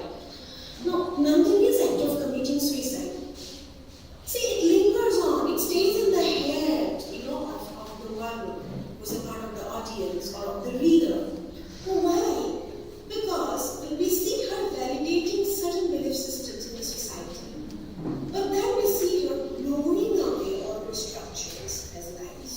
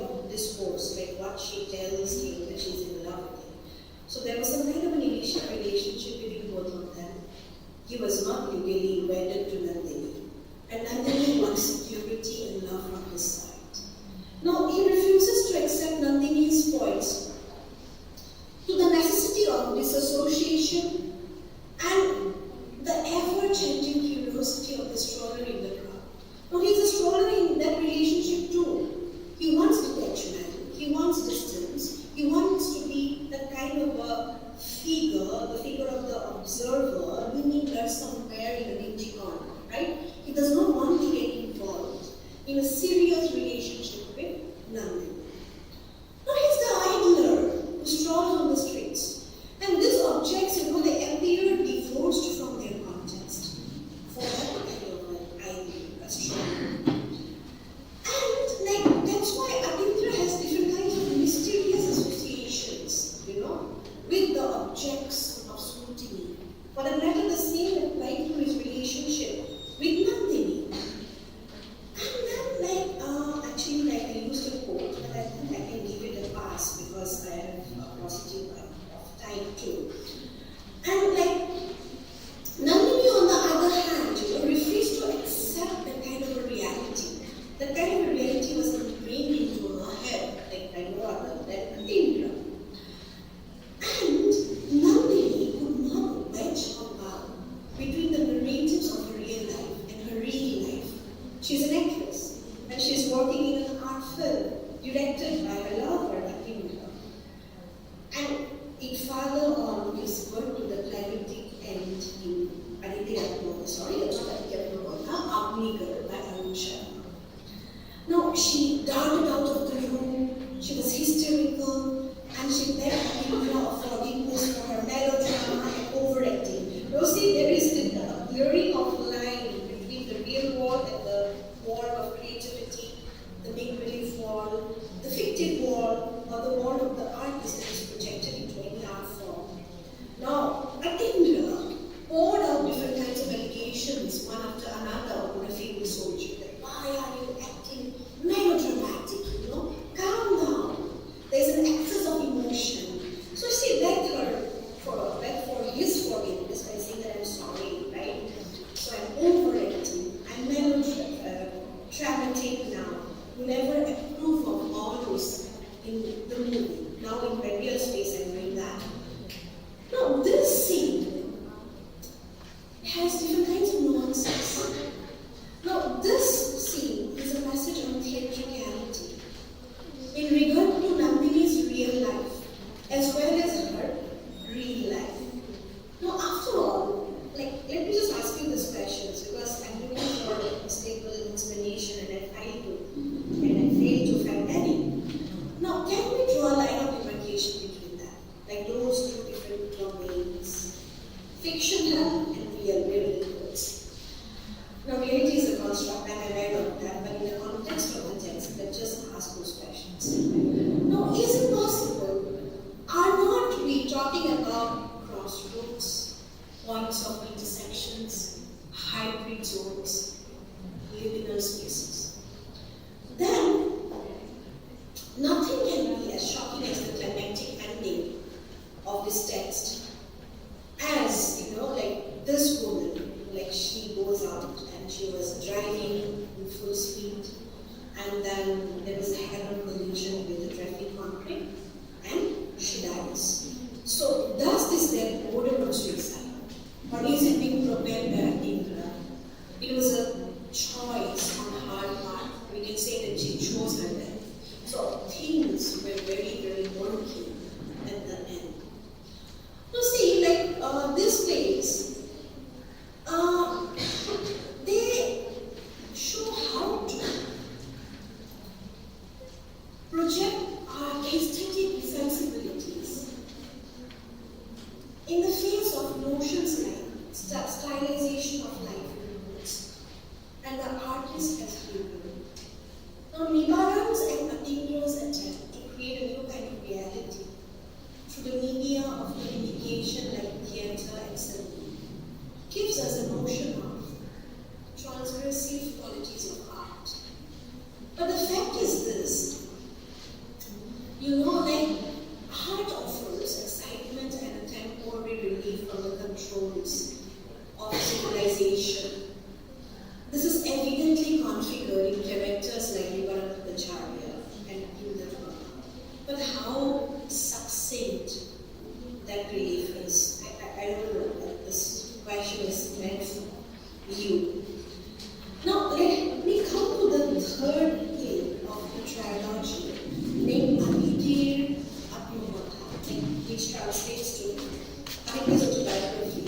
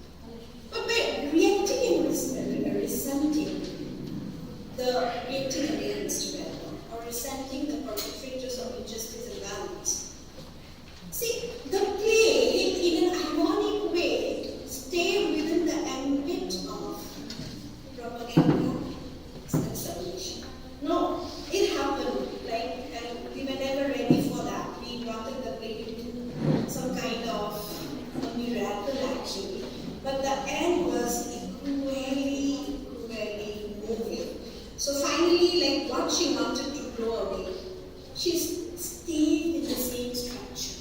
Now that's quite pathetic. Now, Aditi's history and her constant way of challenging and interrogating the societal norms. Now, they also border on some kind of a propaganda. Let me just tell you how. Now, Aditi keeps on representing her mother Nandini, right? We have a cinematic graph. And then Aditi also replays the scenes of Agni. Now, this is some kind of oratory space. Because Aditi here wants to change the narrative of her mother as a wrong woman. So, this is actually a doubled up space. It is Aditi Agnohata, but it takes us back to Agnigar at the same time. And then, let me just briefly take you to scene number 30. And in scene number 30, like Aditi is shown as a die-hard non-conformist. Now, what does she do there? Let's just find out. Now, like this scene, like it exposes the prevailing power between man and woman. Now, this scene unravels the way culture designs people's lives. Again, we are back to the creative enterprises and endeavors. We are back to the creative hero. And we are back to Aditi as a painter and illustrator. Look at that. Because here in this scene, she's illustrating and painting something. See, this scene tells us how art shapes the way we see ourselves and others. And the scene tells us how representation and images work in a society are intended with each other and how they are circulated in a societal space, how they are accepted or how they are thrown away from the being. Let's just find out. See, we see Aditi, like a different version of her existence in the world. A revolutionary woman was expelled from Buddha Bihar, was a religious institution. She took refuge there. And this extraordinary woman, like Aditi, that we call her an unusual woman, she defied, attacked the religious norms and rules prevalent in the Buddha Bihar. And she also questioned the urban religiosity prevalent there too. She refused to shave her head, which is mandatory for every member following the dictates of Buddhism. She didn't do that, right? She refused to do that. And on top of that, she had a baby out of wedlock. Now, illicit relationship is a taboo for everyone. And she dares to render a realistic representation of the male sex belonging. Now she draws the penis, the phallus. She sketches a gigantic penis and names it Ilan Dragon with life forms, like whatever shrubs with some kind of a life-giving propensity. She names the penis, the phallus, Ilan Dragon too. Now, Aditi's representation is layered. Now, her representation is an erotic account of male hegemony and masculine sexual prominence because she brought the penis out of proportion. And it can also be aligned with the anti-patriarchal language of power. That means like this is our own feminine language, right? That now she could do what she could do with the phallus, right? She wants to render it long or large, or she wants to request different kinds of ears to that. She wants to narrow the authentic, make it a part of ridicule. Now, as the artist, the creative artist, she exactly did that. Now, we come across a woman who tries to recreate her own idiom, her own language, or her own resistance of resistance, and she's reflecting on, enlarging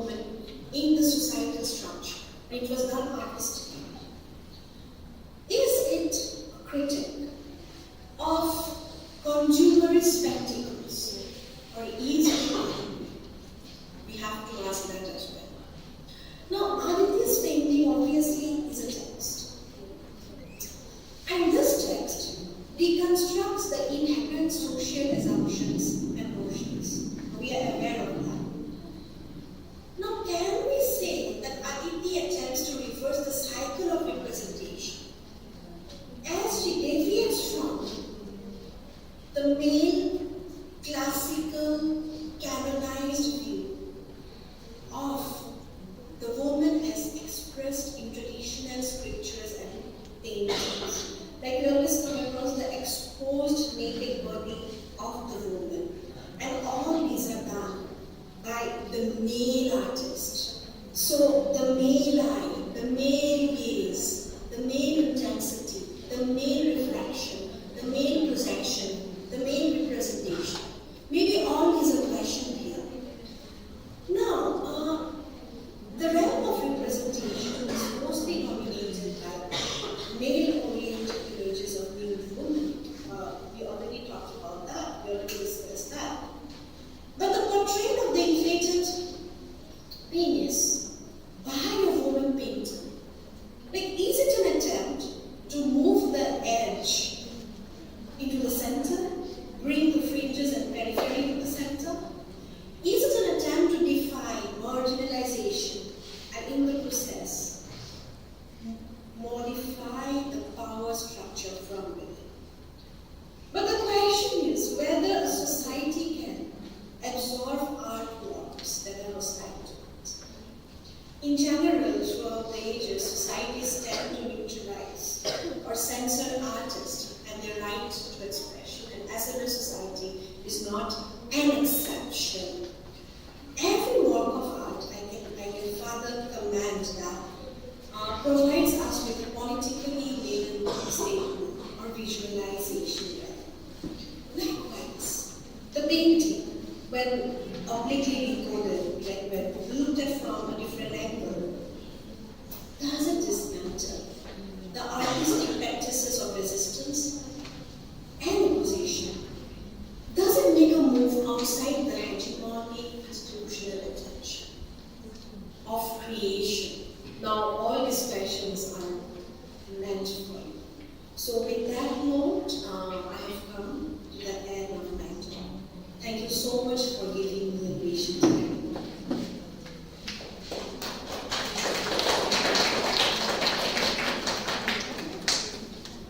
Thank you so much, ma'am, for your enlightening session. The floor is now open for any inquiries.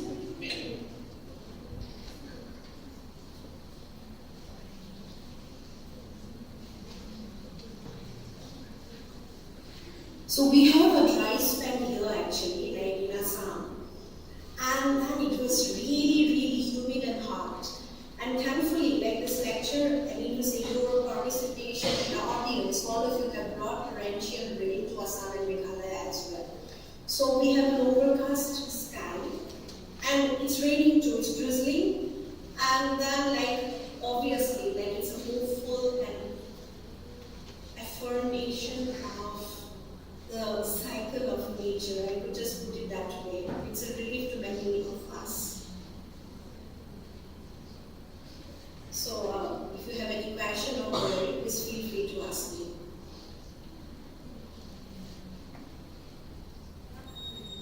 Do you have any questions? If anyone has questions, you can come with me.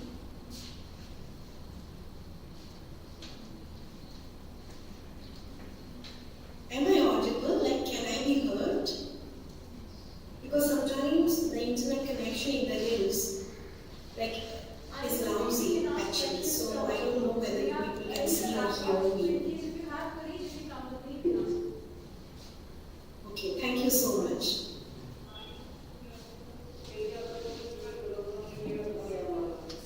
Sorry, I can't hear you properly. Should I switch off my video?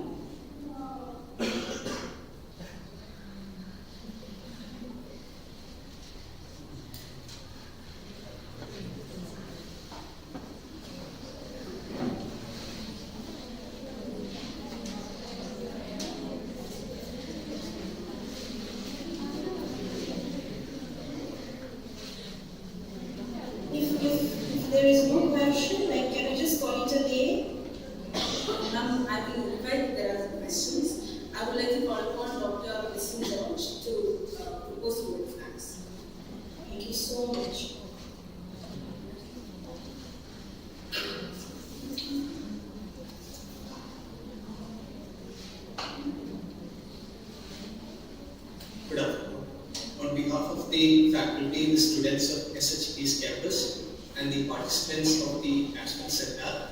I would like to thank Dr. Ramata Patak. Ma'am, we appreciate your thought-provoking lecture on urban precarity, especially in the Northeast India. Your expertise and insights have enriched our understanding of this critical issue. Thank you for sharing your valuable research with us, and we also eagerly anticipate your future talks, your further research, and we also expect that we get the chance to benefit from your expertise later on. So thank you. Thank you so much for having me. Thank you, the participants, the college fraternity, everyone. The hands behind this kind of an important event like this seminar. Thank you so much. See you.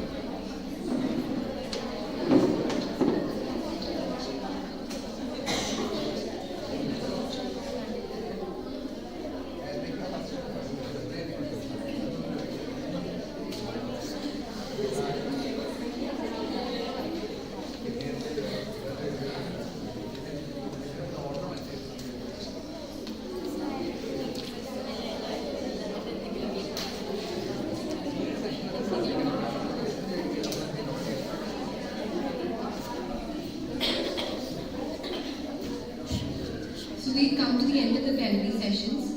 Tea will be served at 3 o'clock at the room opposite, and at 3:15 we'll resume back for paper presentations.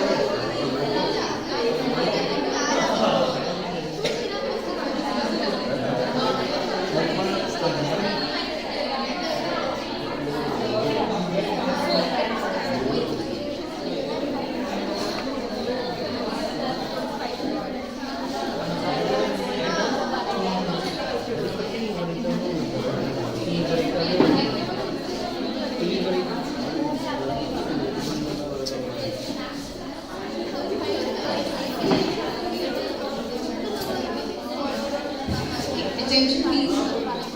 Tea is being served in the next classroom. Students can go there and have some. Please assemble back by 3:15 as we will be commencing the paper presentation session.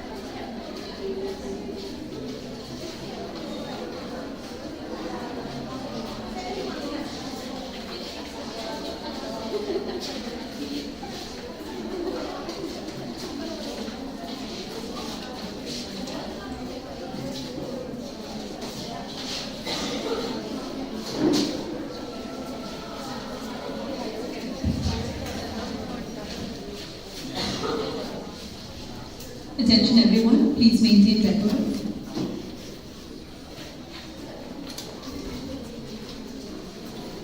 Good afternoon to one and all. I welcome you all to the paper presentation session of the National Seminar. I invite Ms. Anne-Maria Neil-Ben, Assistant Professor, Department of English, East Campus, Sacred Heart College, to introduce the chair.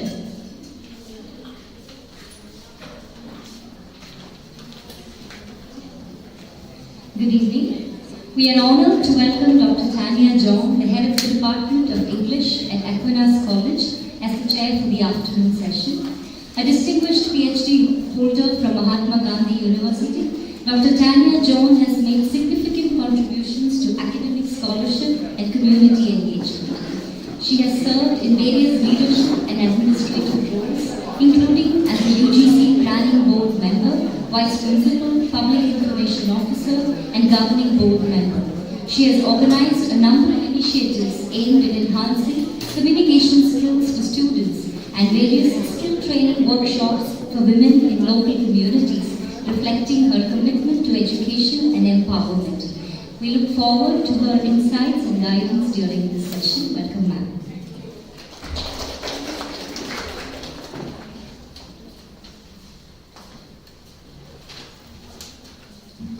Presenters, please note that you are allotted 10 minutes each for your presentations. You will be handed a warning slip at the 8th minute. Kindly make sure you conclude by then. The question answer session will be held at the very end. We are now beginning with the presentations. First we have Chippy Roselal.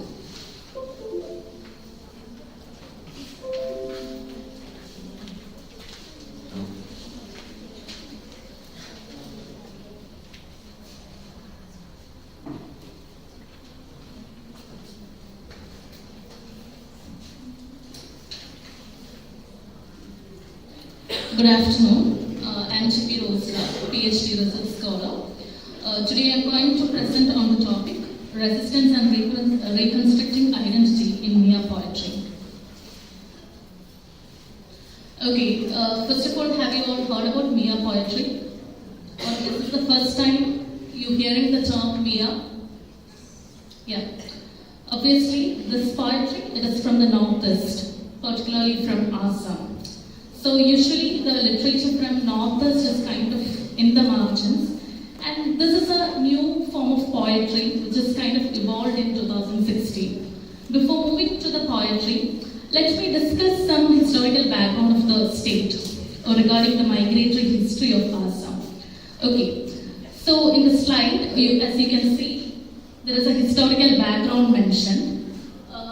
The complex history of migration in Assam is kind of intertwined with colonization and decolonization, wherein prior to like 1870s, Bengal, Bihar and Assam, they were all the same province, like under the colonial rule. And in 1905, there was like partition of Bengal. See, when this partition happened, Bengal and Assam, like it belonged to a same province. Because of that, what happened is that Bengal people, they have this, they have like a language superiority. They kind of thought that Bengali culture is more superior than the Assamese culture. This eventually created a rift between like Bengalis and Assamese. So when it comes to the post-independent India, like as we know, like whatever happened in 1947, whoever migrated before 1947 are considered to be a citizen of India. That is how the citizenship rule says. Like whoever migrates before 1947, they are kind of part of India. And now when we come to this particular group, that is Mia poets, they are people who belong to the family, or they are people who are referred as Muslims of Bengal. These people, that is Mia poets, or not Mia poets as such, Bengali Muslims, they kind of migrated to Assam as plantation workers during the colonial period. So, and these people kind of migrated from East Bengal, which is now known as Bangladesh.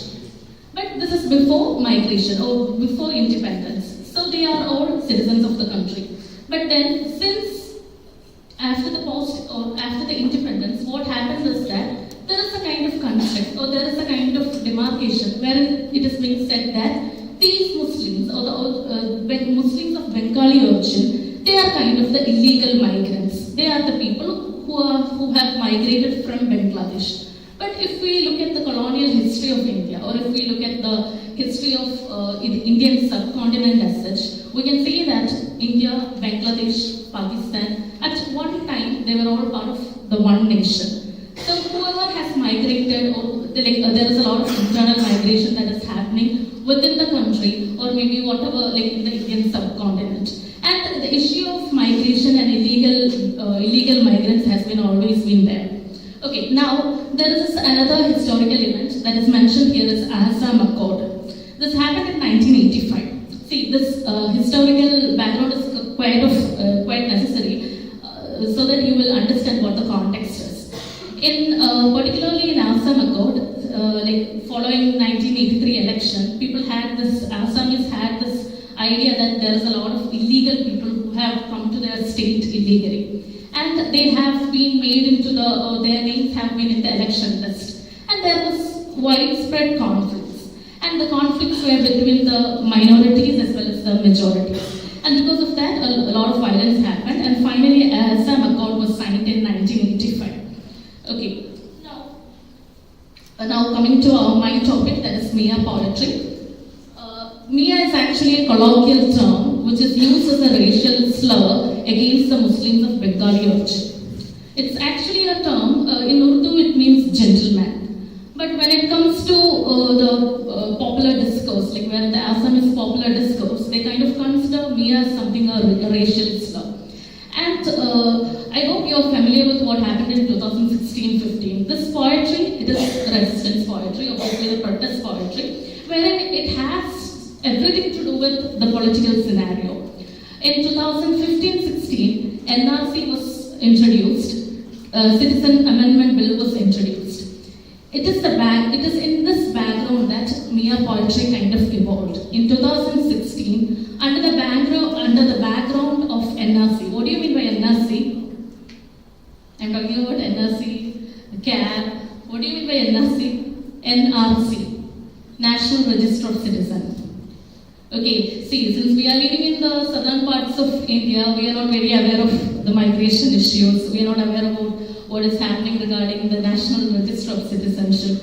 Again, in Assam, it's a very complex issue because all the northeastern states, they are kind of sharing boundaries with like Bangladesh. So there is a kind of a lot of illegal migrants coming in. We don't know who are the legal migrants and who are the illegal migrants. Now, when it comes to Mia poetry, or when it comes to the people of Bengali, when the Muslims of Bengali origin, like they have a citizenship, but then the majority, the popular discourse is kind of structured in such a way that they are often portrayed as the illegal Bangladeshis. And in 2016, Dr. Hafiz Ahmad, he has written a poetry in social media, which kind of became too viral, which was written as, which was the poem, name of the poem was Write Down I Am a Mia. Okay, Mia is like a racial slur, and it is the first time that the poet has used the word Mia in his poetry.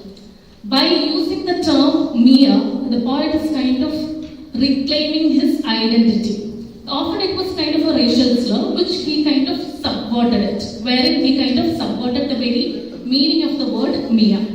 Okay, now in my research paper, I will be using social representation theory to understand how a particular movement becomes a form of resistance. Okay.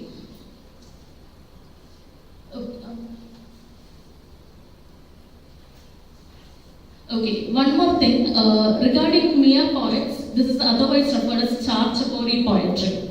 Why is it called Char-Chakori poetry? Because these people are residing in the Char-Chakors, or the shifting riverine islands of Brahmaputra. That is why they are also referred as Char-Chakori poetry. But even then, they're like, from in between them, they also have a doubt whether to use a Char-Chakori, the name Char-Chakori or Mia. But eventually, as it's a social media poetry, what happened is that by using the word Mia, they are kind of subverting the very meaning of the word, wherein they are kind of reclaiming their identity. Okay, now coming to social representation theory. Like this theory kind of seeks to understand how the representation kind of happens. Sorry. Okay, I think I'm just getting into my main part. Okay, fine. Okay, anyway, social representation theory, like I will just summarize it. See, you have like three kind of representation. One is like hegemonic representation, polemic representation, and see one more thing, sorry. Yeah, emancipated representation. Wherein hegemonic representation kind of says that when the representation is of a majority. Then polemic is when it is opposing the majority. And emancipated is like the representation of a particular ethnic group. Here in Mia poetry comes under as both polemic and emancipated representation, wherein it is a belief of a particular group that is there. Then, from the second perspective, it's a polemic representation. How does it become a polemic representation? It kind of subverts the idea that they are infiltrators from Bangladesh, wherein by reclaiming their identity, when they are kind of claiming that these people they kind of belong to Assam, they kind of subverts the popular notion that they are Bangladeshi infiltrators. That is how it becomes polemic and emancipated representation. Then,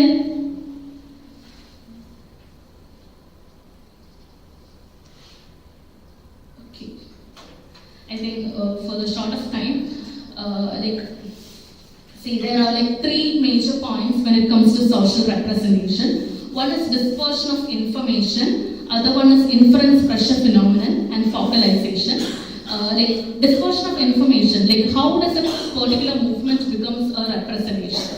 Wherein in 2016, when there was a angst in the community, like whether they will be considered as a citizen or not, or whether they will be declared as an illegal immigrant, that particular phenomenon is referred as, like, when analyzing from the perspective of dispersion of information, it will take 5 minutes.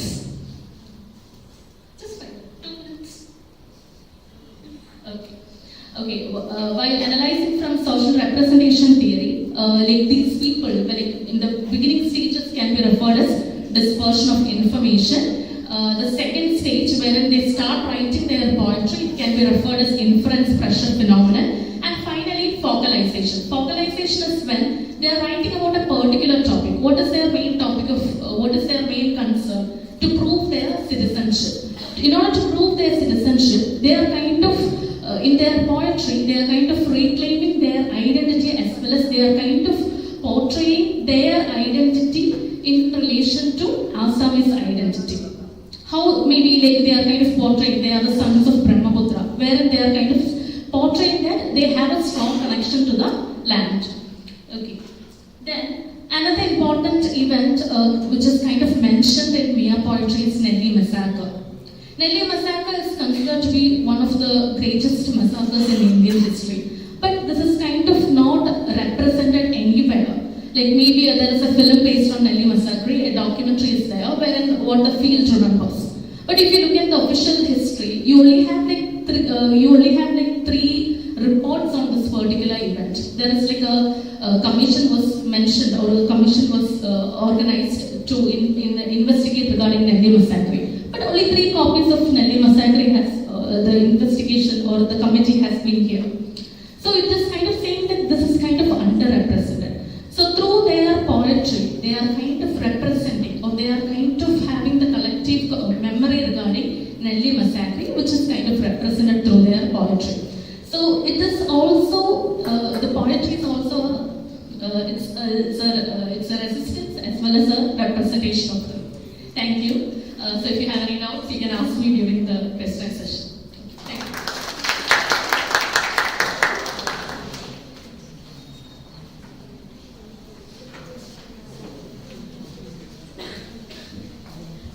Thank you. I request Shweta and Anjana Eapen to report to the MC desk immediately. Next, we have Vinay Menon.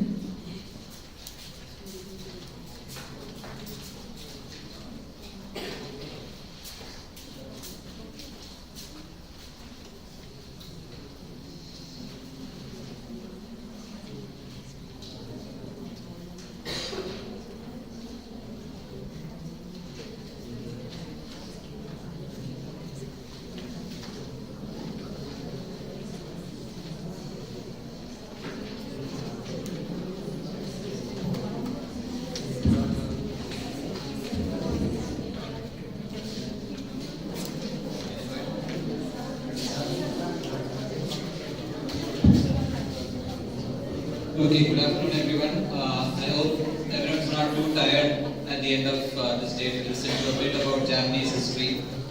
So, my name is Vinay Menon. I am an assistant professor from graduate, but I also do research part-time for Amrita.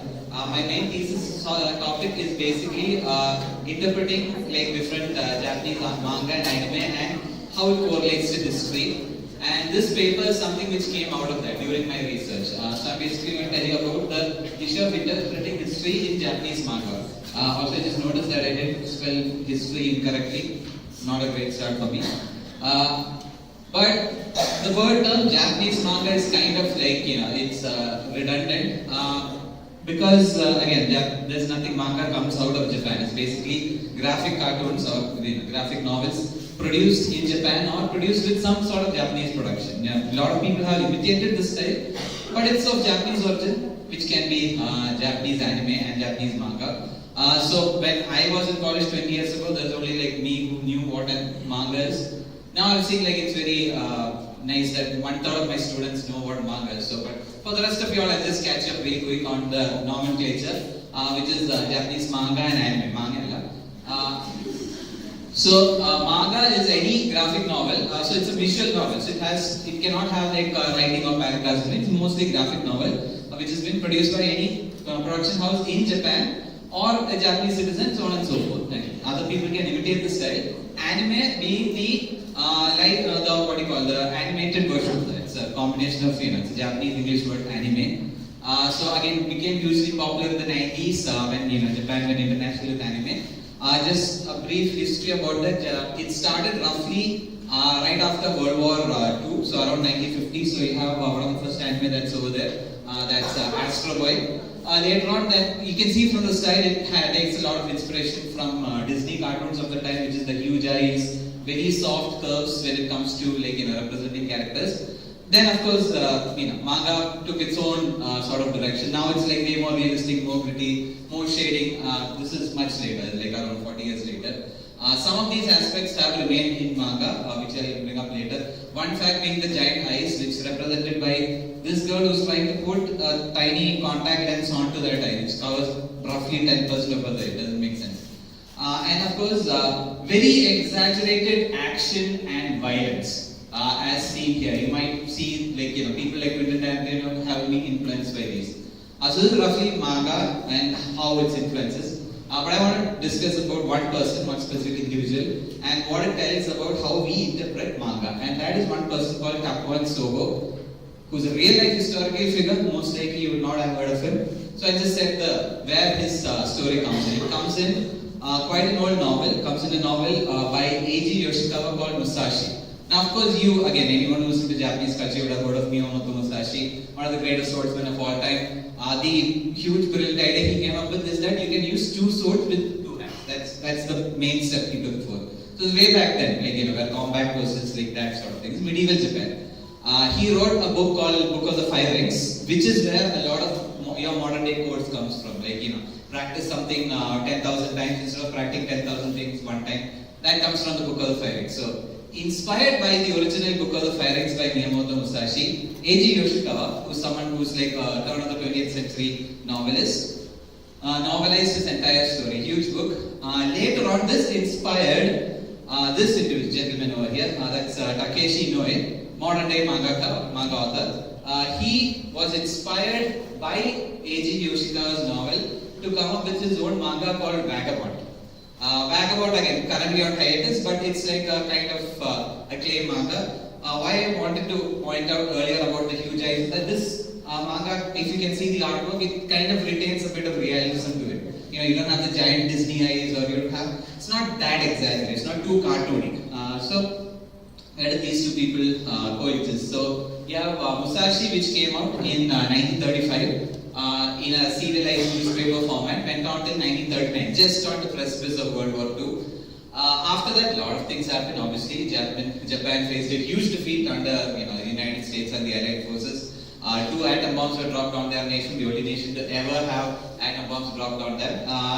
The emperor passed away, turn of the millennium, everything changed. They had a market collapse, they had a lot of issues. And then after that, just at the turn of the millennium, you have Vagabond by Takeshi Inoue. So these two novels are spaced apart by that much of time. So this is where, when we interpret manga, generally, as in when we are into literature, we always look through it through our lens, right? We will have our own biases. What we consider as modern day values will not apply to them. It's like judging Genghis Khan on by present day values. Of course, Genghis Khan was a notorious warlord, murdered a lot of people, raped a lot of people, all of those things. But then that's by our current standards. By the 12th century standards, that was probably the norm. He was just more efficient at it. So that is one single lens through which we view a lot of historical characters. But the problem with manga is there's another distortion to it. So first thing I'll show you right now is, so the hardcover for Musashi comes from 1995, it's more modern. It might be inspired by the movie by Musashi, as you can see the drawing, the color, the grayscale drawing of it. It's kind of realistic. Whereas Vagabond looks kind of like more cartoony compared to the original manga. So there's a difference in style slightly. Also, Musashi is mostly like a serialized kind of novel, whereas this Vagabond has overreaching arcs. But I'm not here to talk about Musashi, I'm here to talk about Musashi's mentor figure. Why mentor figure? Because usually when you have a protagonist, he changes or she changes across the period of time. You have a love interest, they have a success or triumph or something like that. You have an antagonist, they change across time. But the mentor figure usually is a character that remains the same. So it's a very stable character you can focus on. And that is where this guy comes in. That's Takwan Soho, Musashi's mentor. Fun fact though, while they were contemporaries, they actually never met in real life. There is no record of them having met in real life. Although Takwan Soho, a Zen Buddhist who was like particularly notorious because he had an acerbic sort of wit. So every mentor figure you know now, whether it is like your characters like Yoda from Star Wars, they all seem to be kind of like a bit sarcastic and they are a bit knowledgeable. That comes from this character archetype. Because mentors were supposed to be like this wise, knowledgeable person, very calm, very grounded. But no, Takwan Soho had an acerbic wit. He did not care who he annoyed, who he pissed off. So that is why this person historically is famous for his Zen Buddhism and his ideology. Never met Musashi though. But in the novel, we are introduced to another Takwan, who I like to call Takwan 1, is like a representation of that. So there's no visual representation of Takwan, so this is from the movie Musashi. I'm using that person character's face over there. So while the original tenets of Takwan remain the same, which is either Zen Buddhist, he's kind of acerbic, he didn't care who he annoyed, stuff like that. You can see that A.G. Yoshikawa added a few details to him. One of that being, he's now a kind of a wise fool. Which is that, of course, he plays like a clown, seems very unassuming, makes jokes. But he's, wise in his own different way. Good, thanks. And also, he's kind of like a buffoonish character. He plays like the fool in King Lear, stuff like that. Or for those of you who have actually read Song of Ice and Fire, Patchface. Very similar to that character. And of course, huge misogynist. Any female character that comes across Takwan, he will be condescending towards her. That is one thing which you can guarantee from this character. He is very insightful towards Musashi, but he considers all women as children, even women who are close to his age. On the other hand, Takwan 2, who is kind of based off of this Takwan, as you can see, this Takwan resembles nothing like the original Zen Buddhist. Kind of looks like closer to age of Takwan from the movies, but also in his style, which is that no, he's not a wise fool, he's kind of like a wise master, but now he's much more calm because misogyny does not sell books right now. At some point, mangakas realized that some of the reading base were women. Why to debase them? So, Takwan's misogynistic characters were removed. At the same time, he's also much calmer. He's not like a buffoonish, over-the-top kind of character. So, as you can see, this is the issue when you interpret manga. The thing is that your eventual manga character, if you search on Google right now about Takwan Soho, you're going to get this there. That's Takwan 2. That's like doubly removed from the original Takwan. But he is already based off of another older version, which is probably a movie or a novel or even sometimes a fable or a myth or some story or some sort of live performance, which is already a distortion of the original historical character. So when we interpret manga, that's the main issue which I thought we'd come up with, which I kept facing, which is that your manga character, while of course we can say, of course it's not 100% historical, we also need to consider who inspired this specific character, or who inspired this story, or who inspired this plot. On top of that, we have to see what the original inspiration is from.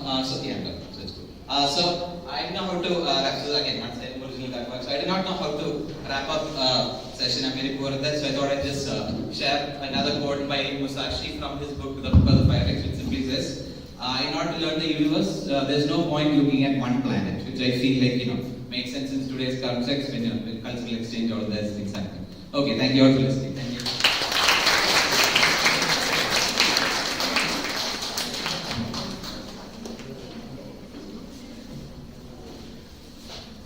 Thank you. Next we have Mimia Chris Charles.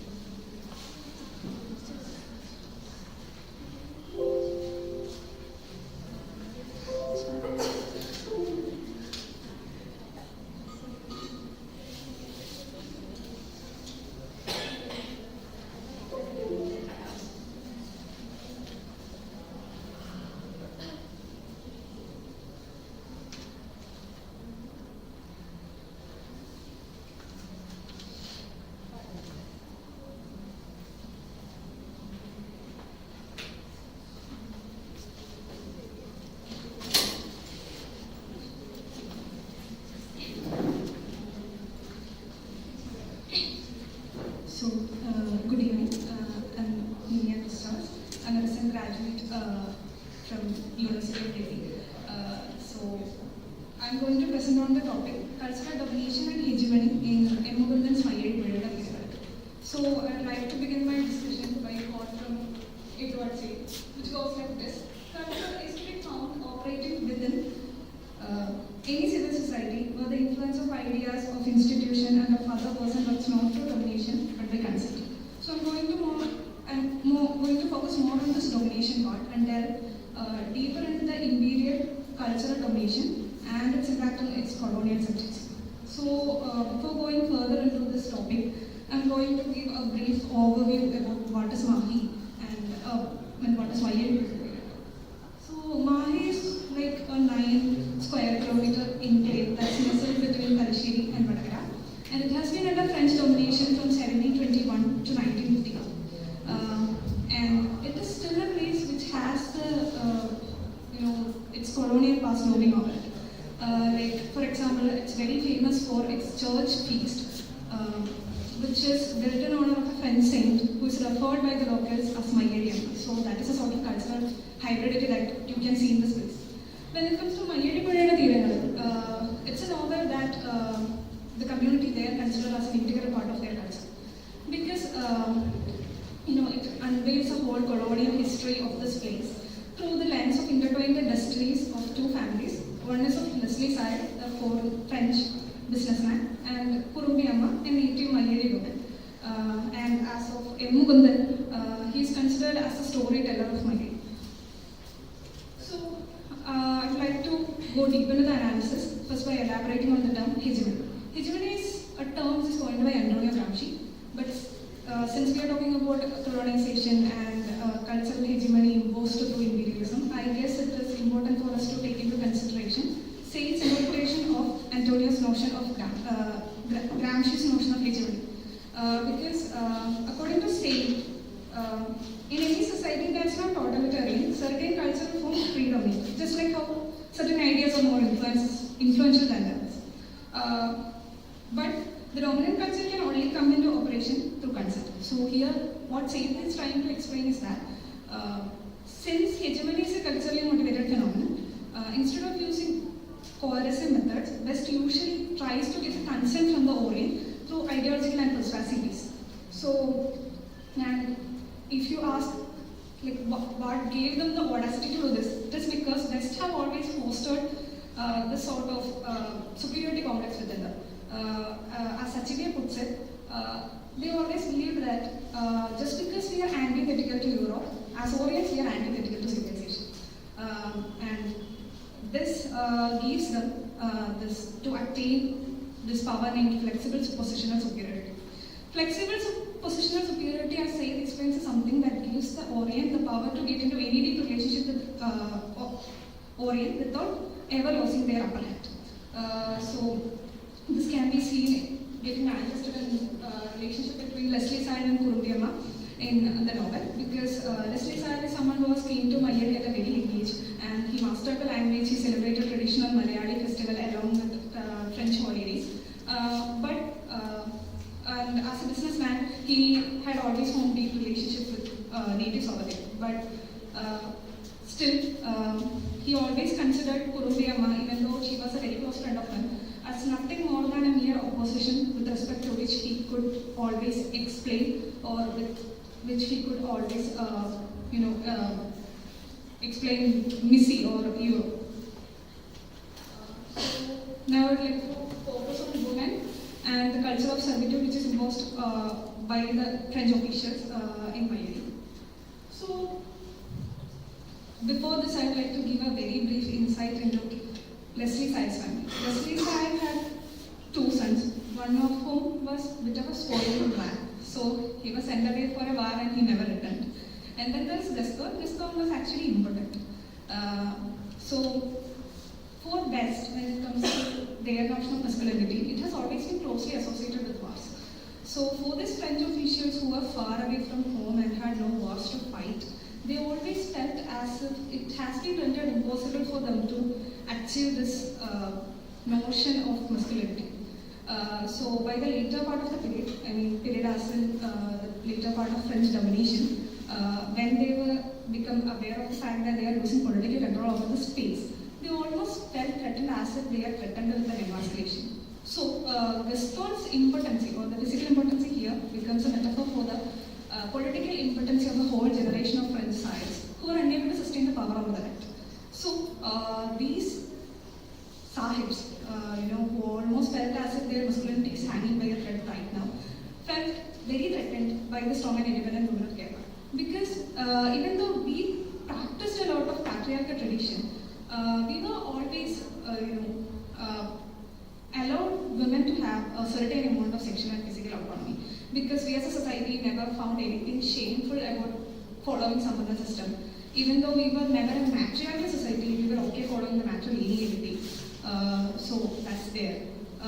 So frustrated by this, the French tried to impose the Oriental women archetype over the women of Kerala. Oriental women archetype means a woman who would never speak for her or represent her, but always wait for a comparatively wealthy white man to do that for her.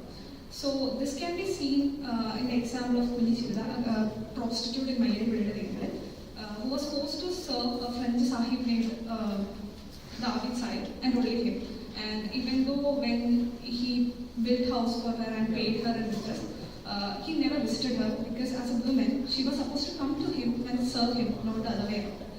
And these culture of servitude which has been imposed on women by the French colonials can be seen getting swept in the domestic spheres later in the novel when you see characters like Girija, who is Dasan, the main protagonist's sister, and Chandrika, Dasan's lover, who are forced into unwanted marriage by their own father. So, as we are closing to the conclusion, or as we are trying to wrap up this, I guess it's very important for us to also look into people who rose and rebelled against this subservient culture. So, I'd like to center this exploration around Dasan, which is the main character of the story. Dasan is actually a symbol of cultural ambivalence because he is someone who has been brought up by Kurubiyama by narrating the stories of French myths alongside the valor of French sahibs. He as a person was very capable and brilliant. He bore the aspirations and dreams of his whole family. But as someone who embodied the point of saying that any authority needs to be questioned and analyzed, actually rejected the path of assimilation and questioned the status quo. But Dasan's courageousness to challenge the status quo but met with scorn even by his family, who actually even accepted impotent son of Leslie Side. So Dasan always felt that his own freedom is inextricably linked with the freedom of minority, but which he was never unable to achieve because rather than becoming a revolutionary hero, he actually became an anomaly in a society which has already accepted the superiority of West over it. Proving the point of McLeod that freedom from colonialism comes not just from signing declaration, there must also be changing minds, a challenge to the dominant ways of thinking. So I'm going to wrap this up by exploring about influence of French philosophy in Mukundan's writing. Mukundan was very profoundly influenced by philosophers including Guilford, Sartre, and Camus. For example, Dasan, the character of Dasan emerges as someone who is defined by action, but who ultimately gets trapped in a loop of waiting.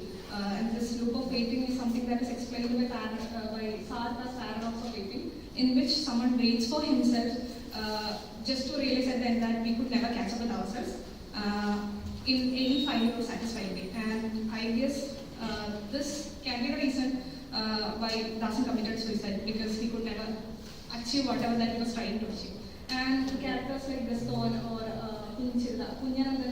Gaston or Missy, these guys were the ones who succumbed to suicide without ever finding better solace in anything other than that, becoming the ones that Camus describes as the persons, as the individuals who give into the absurdity of life. And on the other hand, there's characters like Kunjanandan Master, who suffered from a terminal illness but still managed to lead his life at its fullest and inspire a whole younger generation of Mayuri to rise and rebel against the West domination, becoming something like a Sisyphean hero. So that's it. That's my presentation.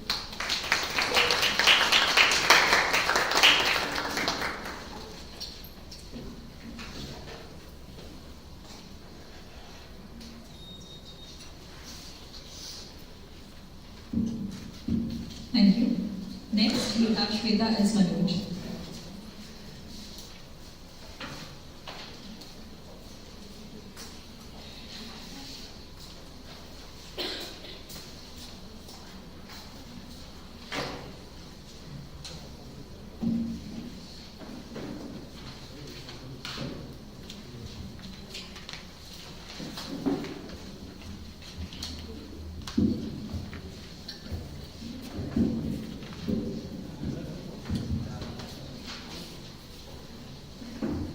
Good afternoon, everybody.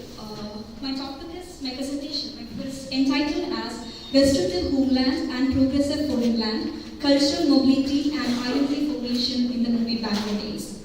So before I get into the topic, we'll just quickly discuss what cultural mobility actually is. It is the dynamic movement of an individual or a group of individuals from one cultural environment to the other. So let's see how this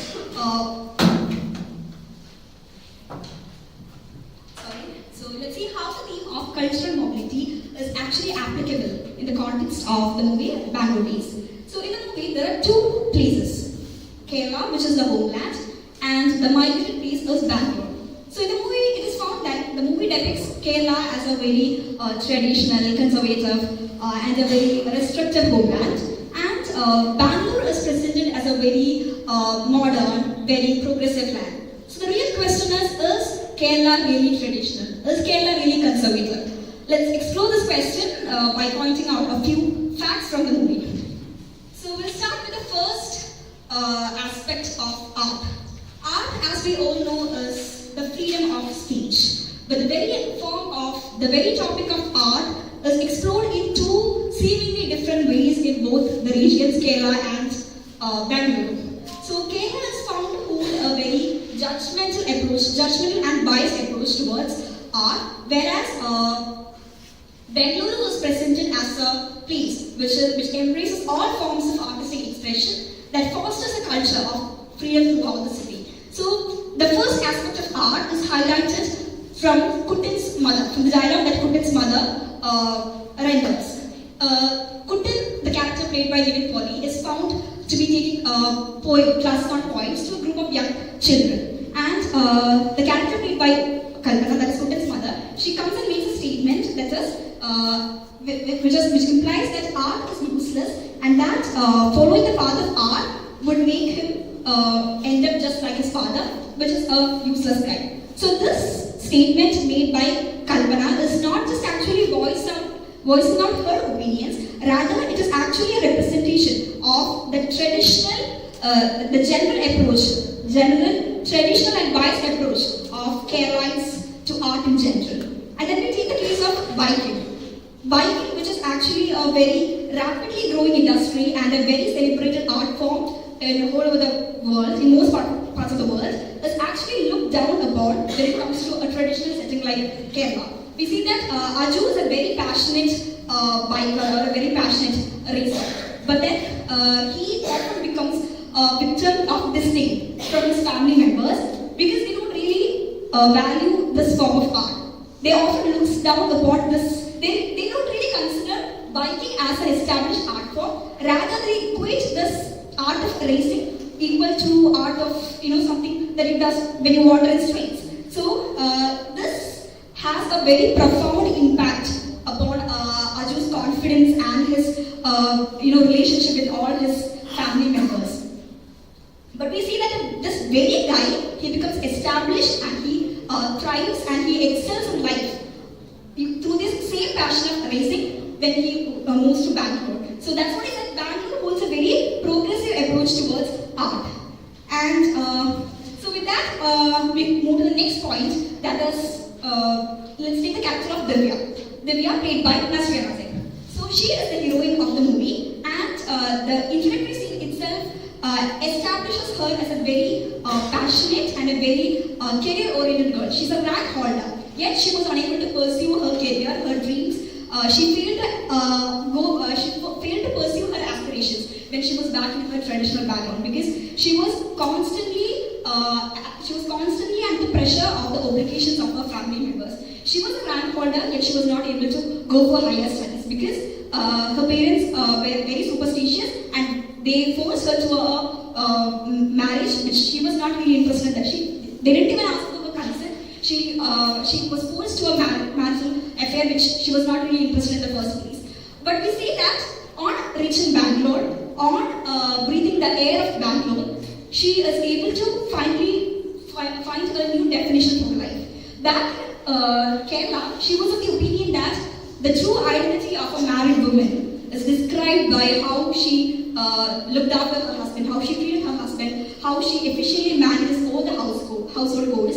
But on reaching Bangalore, when she was exposed to a different culture, she slowly begins to realize that the true identity of a person is not defined by how she followed, the words of her family members or how she treated her husband, rather how she treated herself. From that point, we can see a transformation happening to Divya. She begins to conquer her dreams. She starts to fight for her rights, and she joins an MBA course. And from there onwards, she's found to have pursuing her career, thereby adopting a new meaningful definition for her life. So, a very career-oriented and ambitious girl like Divya failed to pursue her dreams when she was in Kerala, but she was able to pursue her aspirations when she reached a very progressive land, a modern land like Bangalore. Then we move to the next character, which is Kutil, played by Nitin Poli. So he is the typical example of a migrant who feels alienated in a newfound culture. So even in the initial days of reaching Bangalore, it is found that Kutil is overwhelmed with the feeling of nostalgia. He often reminisces of his memories with Kerala. He is found to be a typical Keralite moving to a Bangalore city. He is Keralite in all aspects, be it his dressing, be it his thoughts, be it his perspectives. Everything was very traditional.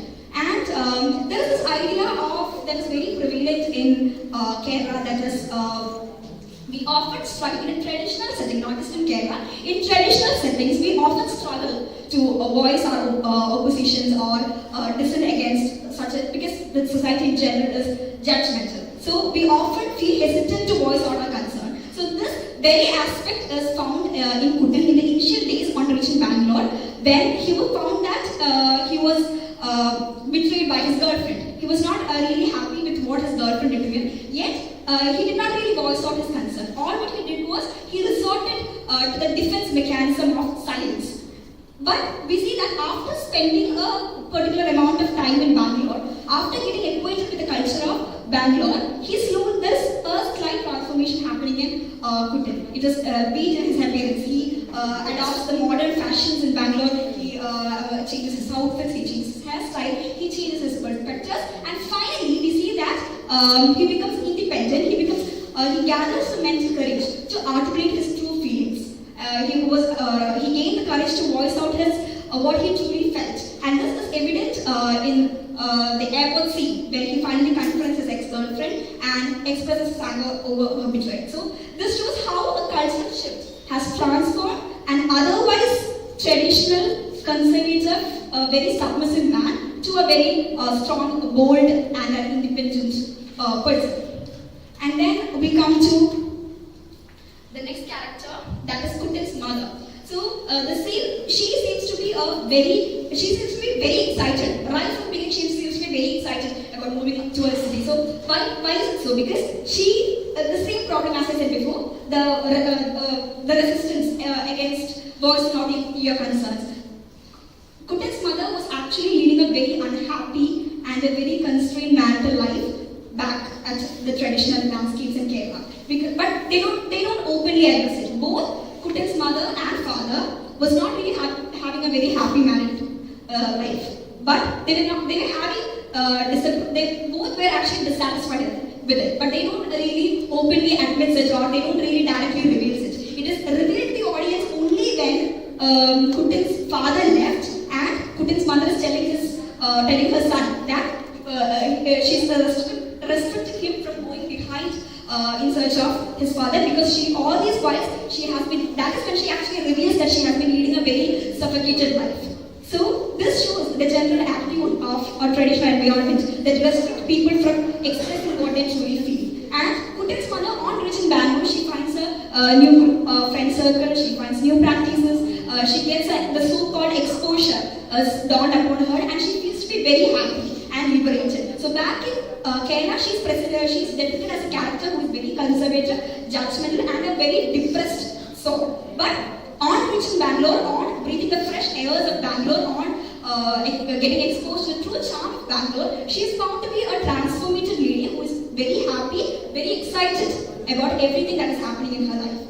So with that, I've come to the end of my presentation. So coming back to the topic, restricted homeland and progressive foreign land.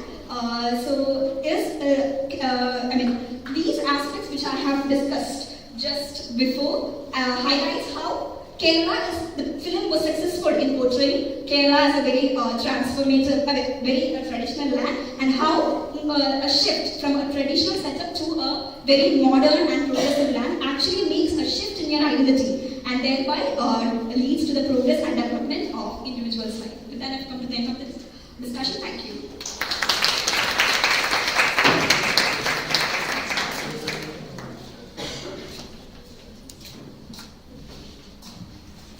Thank you. Next we have Angela Ethan and Dr. Luke Gerald Christie.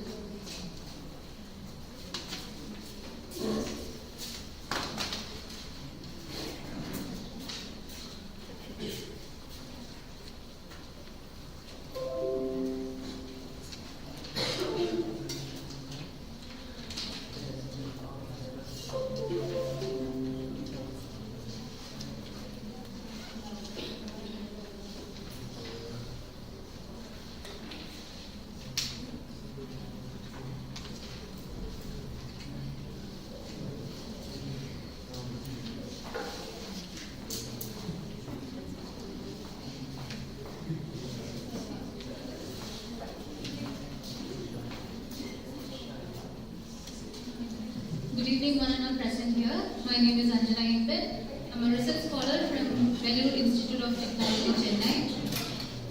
First of all, I would like to thank the English department and the organizers for giving me an opportunity to present my paper, which is titled Resistance Through Redemption, an Analysis of the Kite Runner. So the paper analyzes the character Amir, who is driven by guilt and shame, experiences personal growth and positive psychological change following a traumatic event. Moving on to the introduction of the movie. The movie Kite Runner was adapted from the 2003 novel of Khaled Hosseini, going by the same name. So the movie is set against the backdrop of changing Afghanistan, that is the Soviet invasion of Afghanistan and the Taliban regime. And the movie chronicles the complex and emotional story of Amir, who is a wealthy Pashtun boy, and Hassan, his servant's kid. So Amir and Hassan are friends, and they are both very fond of flying kites, which is a local tradition in Kabul, and they conduct flying kite competition each year. And during one competition, Hassan and Amir wins the competition, and after that, Amir witnesses Hassan being sexually assaulted by a local bully whose name is Asif, and because he is struck by fear, he couldn't do anything for Hassan, and he moves away from the city. He just witnesses the situation and he comes out of it, and he does because of this situation he is filled with guilt and fear, guilt and shame, and in order to come out of this guilt and shame, he frames Hassan for stealing his watch and money, making him leave his home.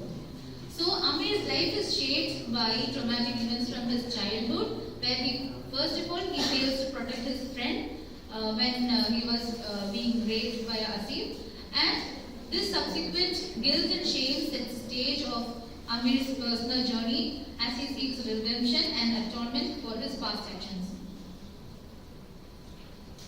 So to analyze the character Amir, I will be taking the theory, post-traumatic growth theory, which is introduced by psychologists Richard H.C. and Lawrence Calvin in the mid-1990s. So post-traumatic growth theory refers to positive psychological change following a distressing traumatic event. So H.C. and Calvin, they both conduct experiments on on traumatic victims, and in few of them, they observe that following this traumatic event, there is a change in them. Like they don't subside within, like their life is over. They try to come out of traumatic events and a traumatic past, and we can see a positive psychological change in them. So Tedeschi and Calhoun describe post-traumatic growth as a process in which individuals, after undergoing trauma, go through a period of intense struggle, but then emerge with a more profound sense of purpose and psychological well-being. Moving on to the analysis part.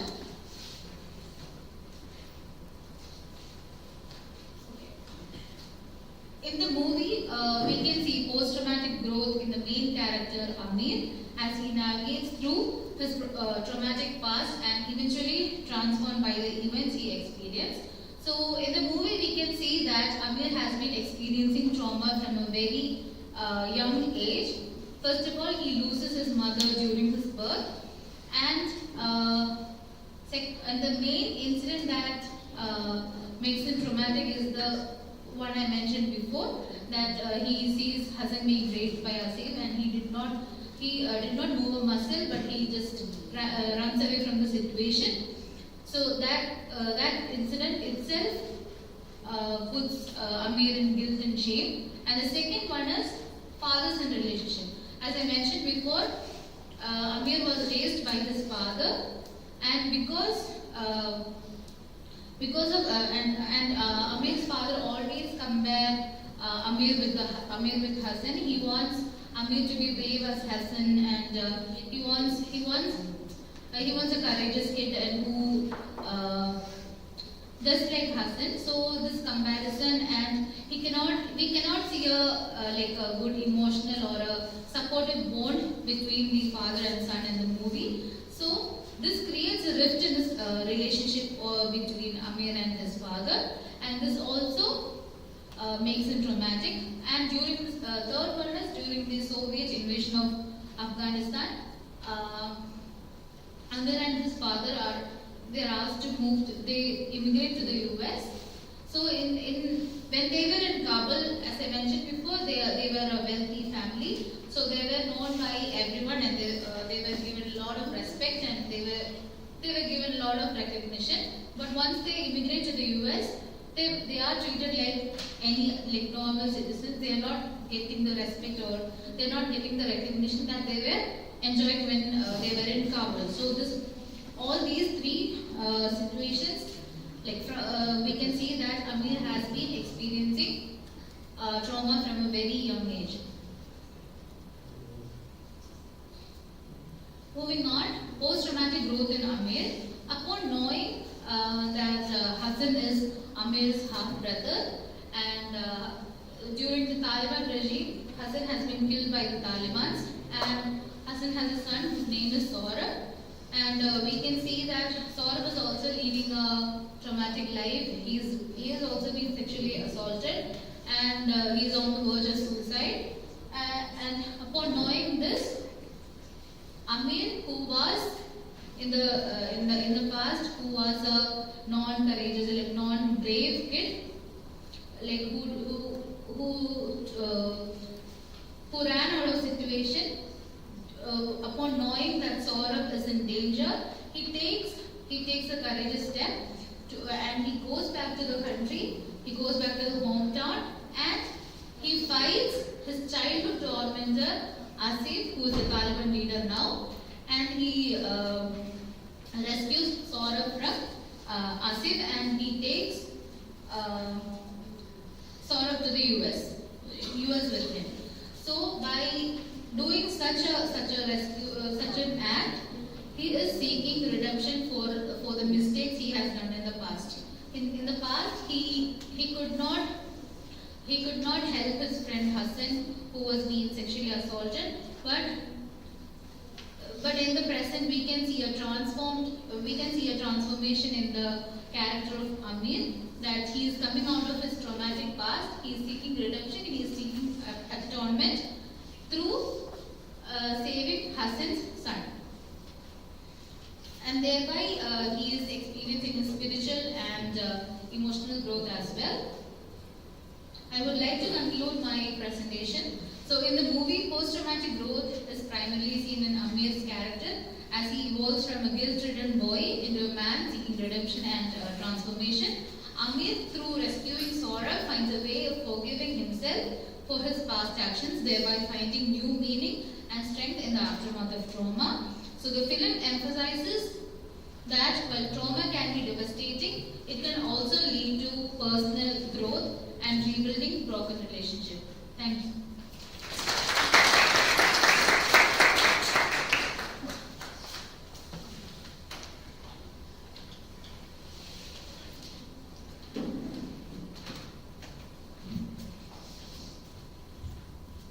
Thank you. Next, I invite Shika Mohan here.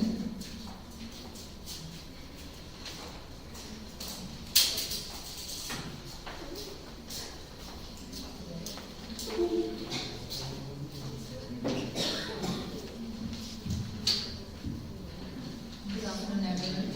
My name is Shika. I'm a scholar from All Saints College, Toronto. And it's high time, so I'm going to wrap it up soon. My title for today's presentation is Light and Shadow of Hawaii, Unveiling the Cultural Discord in Christiana Kahakaulas. This is Paradise. My paper particularly focuses on different angles of Hawaii from various perspectives, both from tourist perspective as well as the islanders' perspective. We always know Hawaii as an idyllic, pleasure, luxurious point of vacation, or by its nicknames such as Paradise of the Pacific, Paradise of the Orient, or Land of Pineapples, and the like. But this is because islands are always viewed from a rose glass lens perspective for romantic getaways. And we get these kinds of fancy images from how media portray them or from the stories by the way. So, but have we ever thought about the image of Hawaii from an islander's perspective? Have you ever thought about it? No. Yes, you only think about us. The people who are born and brought up there have an altogether different story to tell. So before going deeper into that, we should know a bit about Hawaii. Hawaii is an isolated archipelago located in the Pacific Ocean consisting of 8 main islands. It has unique volcanic landscapes, tropical climate and diverse ecosystem, making it a major attraction for the tourists. Also, Hawaii is famous for its active volcanoes called Mauna Loa, Mauna Kea, and it is famous for its beautiful beaches and coral reefs. The indigenous people of Hawaii, also known as Kanaka Maoli, they have a very rich cultural history predating European colonization. Hawaii became a US state in 1959, but before this it was a sovereign kingdom overthrown in 1893, followed by a US annexation in 1898. After that, Hawaii has undergone a major American influence. So native Hawaiian culture emphasizes the importance of aloha. Aloha is the spirit of Hawaii, means love and compassion for the fellow beings, and also they give importance to ohana. They give importance to the family bond as well. Hula, you might have heard about hula dance and all. Hula is a traditional Hawaiian dance which plays a vital role in maintaining cultural identity. They tell stories through hand movements and hip movements. And also tourism is the largest industry in Hawaii, contributing billions to the state's economy. But over-tourism poses challenges, including environmental degradation, rising housing costs, and cultural erosion. So this is what we know about Hawaii on the surface. We know that there are many unexplored facets of native Hawaiian life as well. Many native Hawaiians criticize how the tourism industry commodifies their culture while sidelining their economic and political concerns. In order to study this in detail, I have chosen Christiana Kahakauila, a native Hawaiian author. Her story collection, there is a story collection, This is Paradise. From that I have chosen a story, This is Paradise. The title is the same. This is the opening story in her collection. it offers a multifaceted view of Hawaii seen through the perspectives of different groups of women. The story alternates between the voices of local women, divided into groups like the beach women, the local women, then the women who works in the hotel, then working women. The working women, they used to be the native islanders, then they migrated to mainland to be in court for better education. Then they came back to island with a tag that they are going to refine the island or they are going to speak for the island. And also from the perspective of tourists, Susan. As the narrative unfolds, the locals observe and judge Susan's behavior, seeing her as a naive girl, and she is also disconnected from the realities of Hawaii, which extend beyond the tourist fantasy. While Susan revels in her temporary freedom and sense of paradise, she is unaware of the underlying tensions and the consequences of her actions in an environment she doesn't fully understand. The story also highlights the contrast between tourists' idealized perception of Hawaii as a paradise and the locals' nuanced, harsh reality of living in a place dominated by tourism. So, underlying theme of the story is the cultural disparity arising from the transformation or a shift in culture. It can also happen due to the blend of culture or the adulteration for the native culture. As we already mentioned, tourism provides a major economy for Hawaii, but this same tourism brings in new cultures as well. This incoming of new cultures and ways may not be interesting or acceptable to the native islanders, at least for the older generation. So due to globalization, migration, tourism, etc., the influx of outsiders and mainlanders have adulterated Hawaiian land, their culture and even their cuisine. This has raised their everyday living expenses and many people are forced to leave their native land.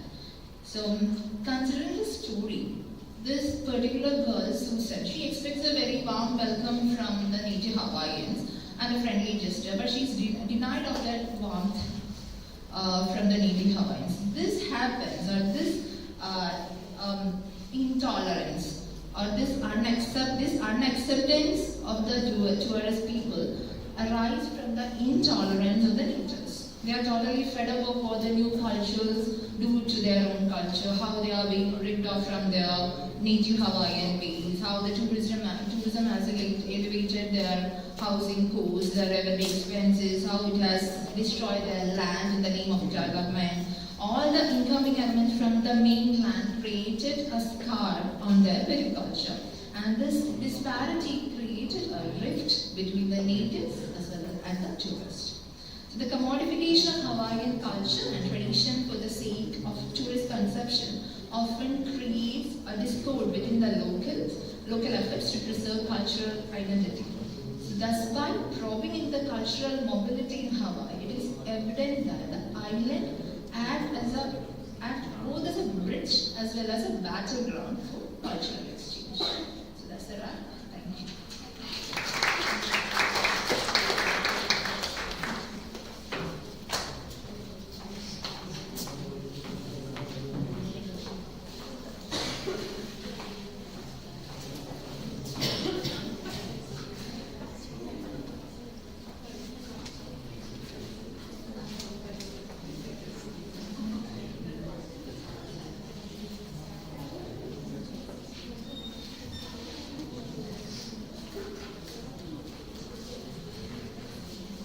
Now, the floor will be open for discussion. I invite our chair for this session, Dr. Tanya John.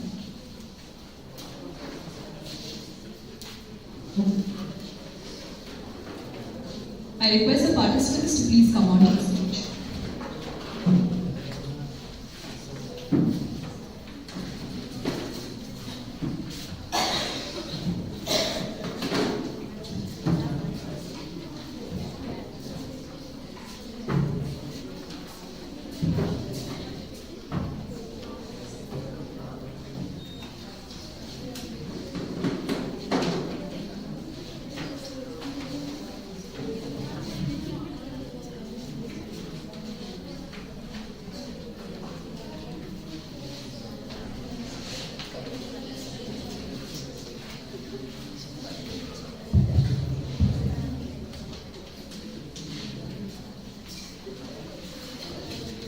Presenters, please be seated. Yeah, good evening everyone. Are you all tired? Yes, no? Yeah, it's a reality. It's a harsh reality, I know. But we have to wait unless and until our question answer sessions get over. Alright? I'll quickly wind up. That is my guarantee, I promise. Alright? Yeah. So let me begin my address with a famous quote by Kofi Annan, which goes like this. We may all have different religions, different languages, different colored skin, but we all belong to one human race. Yes or no? Yeah? So cultural differences, I should say, should not separate us from each other. On the other hand, it should connect us. It should be a strength so that we'll be able to understand each other in their souls. And let this seminar be an eye-opener for that. I congratulate each one of you for your wonderful presentations. I was literally pleased with the way you managed the time. At the same time, please give them a huge round of applause. They could clearly state their views, their perspectives.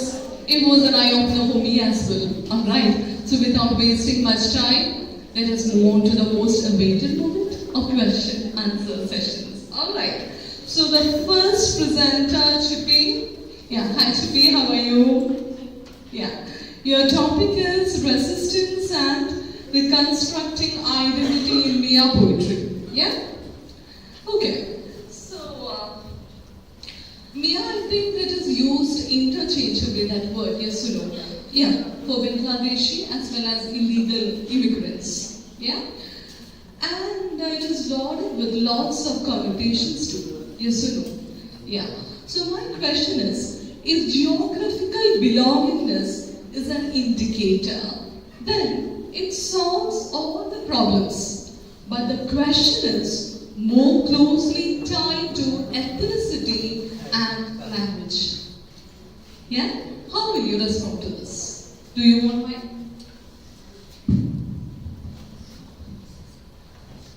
Thank you for the question. Actually, they are like Muslims of Bengali origin.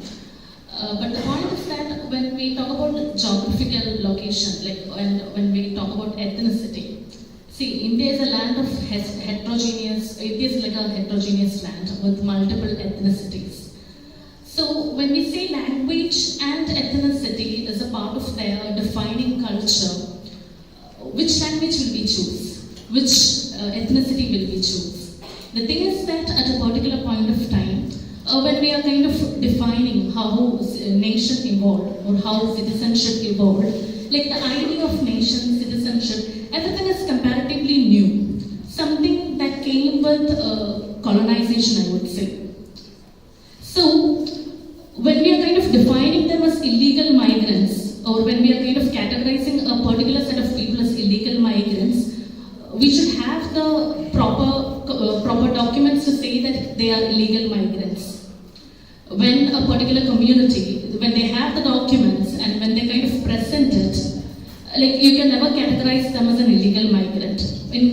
Particularly in case of Assam, in 2016, a national register of citizenship was carried out. So it is kind of very political, I know it, but even then I would like to say, the very incident from Nelly massacre, it has everything to do with two political factions. One is BJP and the other one is Muslim League. Both of them used Mia or the Bengali Muslims for their profit. And eventually this fraction developed into the concept of who is foreigner in Assam. And which later, actually the revolt was against Bengalis. Bengalis kind of considered that they were like very superior to Assamese in their culture as well as in language. It is that language rift which eventually shaped into the hatred against or antipathy against Muslims or Bengali Muslims. Hindus was kind of, Bengali Muslims kind of omitted from the discussion itself. Now, the kind of narrative, the state narrative is kind of that it is the Muslims, it is only the Muslims that are kind of infiltrators right now. So now, answering to your question, my answer is that language is a kind of marker. But then when a country like India, and when there are like various laws regarding citizenship, and when there is like laws regarding nations, there is like this proper Assam account, like wherein they kind of states that a person who has entered to the state of Assam before 1971 or prior to 1971 are considered to be legal citizens. But even now there is this conflict going on. So Mia poets, through their poems, they are reclaiming their identity, and it's a poem of resistance as well as a protest. Okay, I think that answers the question. Perfect, Shruti, perfect. My second question for you was, I guess, Linguistic Survey of India. You are aware of it, right? So according to the People's Linguistic Survey of India, they say that there are 550 linguistic communities in Assam. But why attempts have been made to wipe out poetry in this one particular dialect? Have you ever thought of it? It is again highly political. Okay, there are limitations in the way you answer, but still I am curious to know about it. Okay. I actually apologize for taking a lot of time. Okay. There are like different ethnicities there. Actually, when it comes to Bengali Muslims, there is also fault within their side also. Even Nelli massacre kind of happened because they kind of raped 2 girls from the tribals. But then, which eventually led to the killing of 2,000 Muslims. Okay, so it is not actually a religious clash. It is basically an ethnic clash, which in later years got the color of maybe a religious conflict. So, ma'am, what is your question? My question is, even though we have, different communities in Assam, why attempts have been made to wipe out poetry in this particular dialect? Why do they feel such an insecure feeling, Why do they experience that? Despite having lots of other communities, why they are targeting this particular community? Yeah? I hope it is clear to you. Okay, the answer is that to the question is that already there are like accepted, like already when it comes to Assamese identity, there is like multiple ethnicities, multiple tribals, but they have a common identity called Assamese, who belongs to particular Assamese, and the language. See, even though there are like tribal language, they kind of fit into what is called an Assamese. But when it comes to Bengali Muslims, they were kind of categorizing them as Neo-Assamia.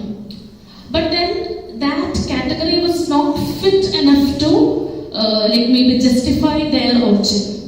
It is, even though they tried to assimilate with the mainstream Assamese culture, they were kind of regarded as infiltrators. So it is in 2016, they understood that maybe we can say that the post-memory of Nelli massacre kind of triggered them. They understood that this is the time that they should claim their identity. So they can only claim their identity by understanding or by proclaiming what is their own. If they kind of pretend that they are just Assamese, they can never have the identity. Only when they kind of claim what is there is particular. They are distinct people. They are people who have migrated. So definitely their history would be different. But then they would have a shared history. So when they kind of, it is from my individual perspective, it is only when they kind of relate to what their identity is, they could establish what their identity is. That is. Okay, my next question for you is, even though this particular word Mia is a male gendered word, the meaning of Mia. So many women, especially Amina Ahmed and Rana Sultana, they are also identified as Mia poets. Okay? So how does this feminism intersect with the subaltern politics of Mia poetry? Yeah? Okay, for this answer, the very initial stages of Mia poetry, it was generally dominated by those translations written by, I think, Shah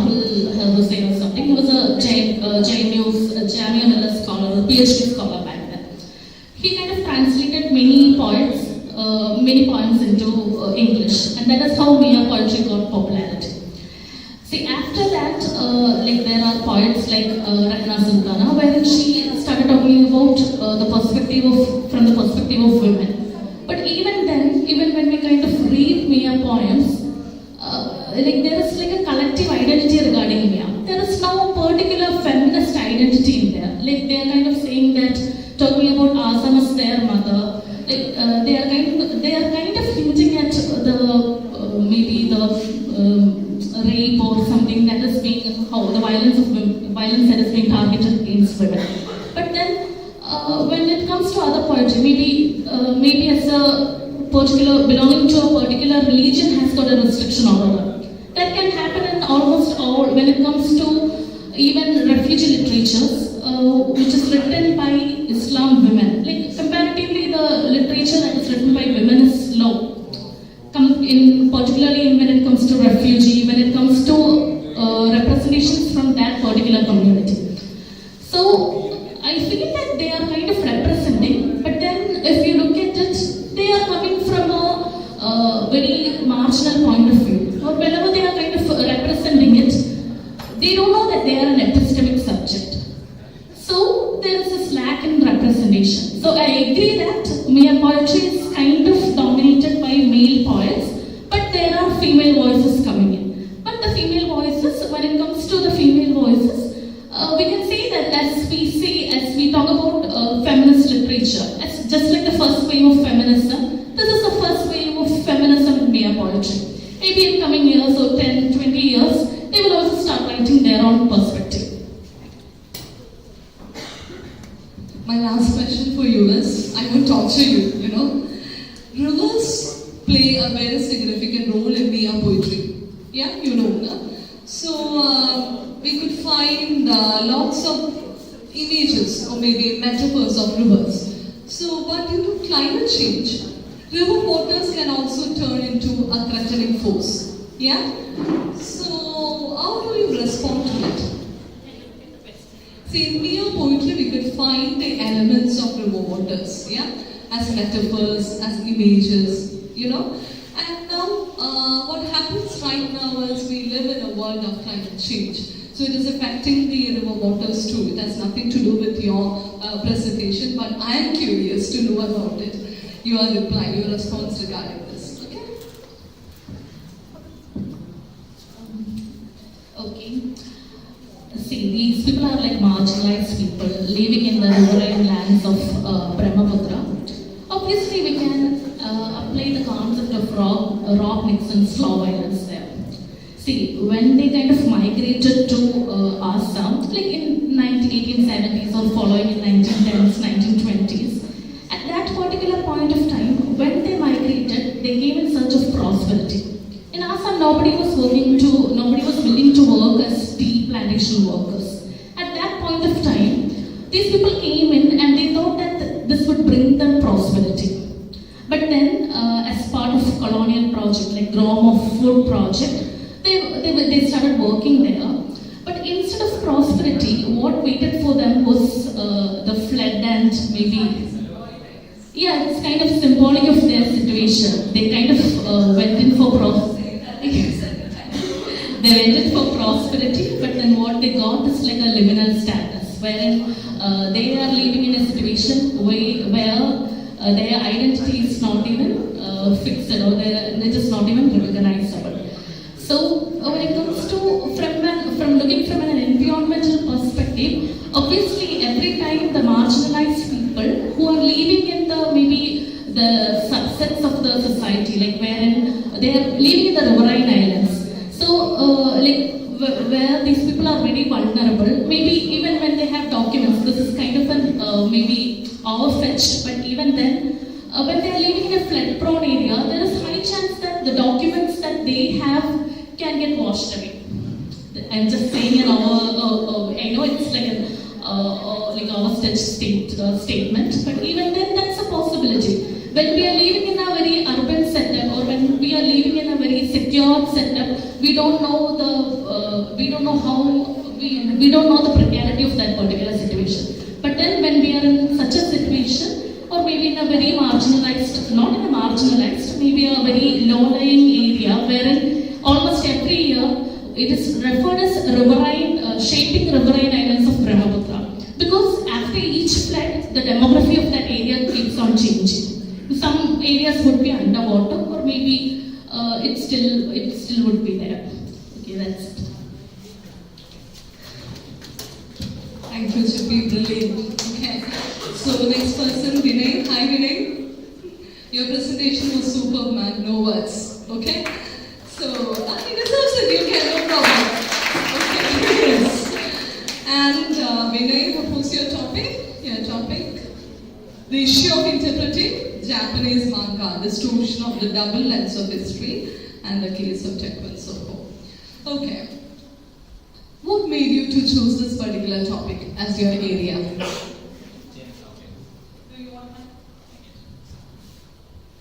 So, like most people doing research into Japanese manga or anime, it's because I was watching Japanese manga and anime, and then so the next stage of that is obviously like, this country of Japan seems interesting, let me see more about them. And eventually you get to because it's an island nation that was isolated for 250 years, and then kind of have their own culture going on. So, like what people say, like, oh, Japan's very advanced, it's living in the future because of technology, it has a vending machine for everything. Yeah, that's because Japanese people don't want to talk to other human beings, they just want to interact with the machine. On the other hand, you have also stuff like Japanese culture weirdly has a lot of references towards something in the literature and stuff like about incest. But the entire history, how Japan was created, like how Kerala was created by Parashurama's axe, Japan was created by Amaterasu, the sun goddess, who stabbed her spear into the ocean, and the droplets became Japan. But then the history of Amaterasu is a brother and sister having intimate sex, and then that created Amaterasu. So I'm like, okay, if you just by seeing manga, it's not like there's some history, there's some culture behind it, and the more you go, it's kind of like a rabbit hole. Would not recommend that to everyone because you don't know where you're going to reach. But that's what got me. And then now it's like anime and manga kind of mainstream. Like you have celebrities owning up to it. Like back when I was in school and I was watching, people are like, the Japanese cartoon, like it was considered kind of like a norm thing. So I guess it was an ego issue for me. Like, no, this is legitimate art. Let me show that. So doing more research, it kept getting more and more interesting, which got me more into anime, more into manga. And as you said, whenever we think of Japan, we definitely have manga in our minds, yes or no? I think our department also conducted an invited talk last year or something regarding manga literature, if I'm not wrong. Was it your department? Oh my god! Yes, okay. So today I think manga has become a global phenomenon, yeah? Influencing not only children but also even adults.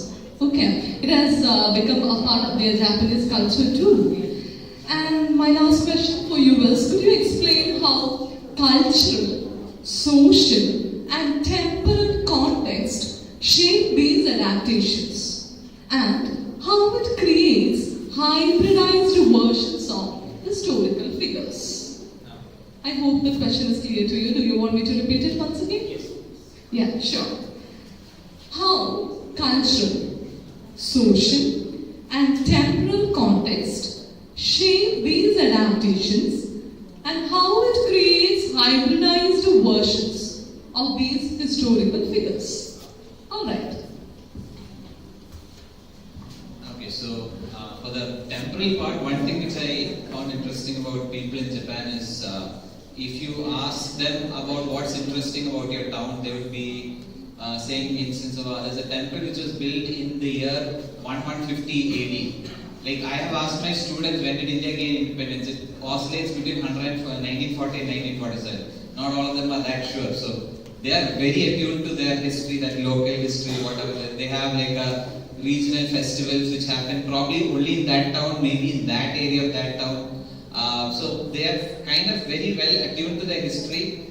But there's a lot of oral history in that, which is that kind of hearsay. Like most of these Japanese legends are like the fact that they went into battle and they would shout out their names, and then they would shout out their attack which they're going to use.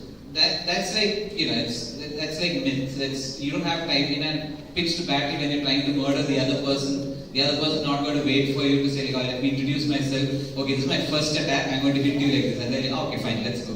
That doesn't happen. So that's the kind of modernization of that, because to sound like very lame, it's very cool aesthetically when the person is like, does like some sort of crazy move and the opponent doesn't even know it. And that mostly comes from, forgot the director, Akira Kurosawa's movies, wherein two samurai, they face each other, they both go in the opposite direction and they both stand there for a while and everyone wonders what. Then one person just faints, or one person loses like 500 kilos of blood or something and then faints, very exaggerated. So that kind of influence, like what appears like aesthetically, especially what is called shonen manga. It's for younger people. So that's the cultural aspect. Socially, manga is sold to what we call as shut-ins, like most of Japanese youth, especially men. They don't want to go outside. Their population is in decline because most people, they are scared to talk to women, which again, so less procreation. So that is your average manga viewer, someone who has a lot of time, despite like working or whatever. So they don't go outside. Sunlight is like a foreign concept to them. So most of, like, if you see the protagonist at the start of like an manga and anime, they are kind of like that. They're like Harry Potter at the most miserable point in their life. They're shut in, they don't know. Suddenly they get a magical power, which is like the manga author telling that, hey, you're special. So that's what sells that culture. It's capitalism basically, but then it helps because like right now a lot of Japanese, they're more into information and they think they are special because they've literally not stepped outside of the room for possibly years. They've not interacted with their parents because everything is now online. So that is the, I would say, the social aspect of it, which is culturally, like again, mostly if we are looking ancient history, Chinese folktales, but then to more modern things like Akira Kurosawa, and time-wise, they're very happy about their history. They are very proud about it. They are kind of good or bad. That is the problem. I mean, South Korea would have complaints about that, but they're very happy about the fact that, oh, we did this, we did so many things. So they're very well equipped. So you can sell them on any of these aspects. So the more popular ones would hit more of these, like Vagabond, which I would recommend to anyone who's into manga. Okay, thank you. Thank you, Vinay. It was a brilliant way of responding. Thank you. So now we shall move on to the next presenter. It is Nimia, right? Yeah, Nimia. How are you, Nimia?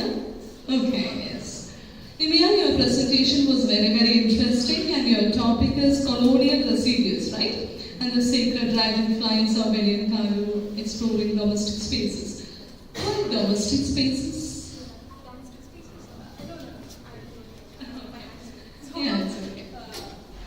Domestic spaces because I like this is an unexplored space. Like, yes, it is there, but I have mostly seen exploration of domestic spaces in Korean spaces. Yeah, it's true. Yeah, but other than that, I have never felt that it is something that is very usually and especially when it comes to my age, the whole story or the whole novel unfolds through the domestic spaces. Exactly. So, and I believe that whatever that is happening in domestic spaces is actually, its origin from political things that's happening around us. So it's very good. For example, I think it's something that is a regarding to there is Mark has focused a lot on domestic spaces. There's Barbarasa. So I believe that.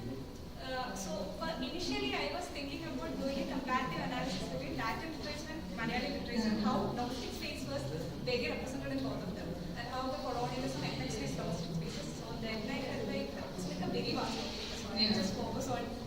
It's good, it's really interesting, and you know that the term domestic spaces initially it assumes different dimensions. Yeah, that is different social and material situations we can say. Yeah, and it is also deeply intertwined with other discourses also. Yeah, class, race, gender, anything. So the domestic can further be analyzed as a microcosm of the post-colonial nation also. Yeah, that is why I told you it is highly relevant and it was very interesting too. So my question for you is, how colonial legacies continue to shape interpersonal dynamics and self-perception? I hope the question is clear to you, yeah? Interpersonal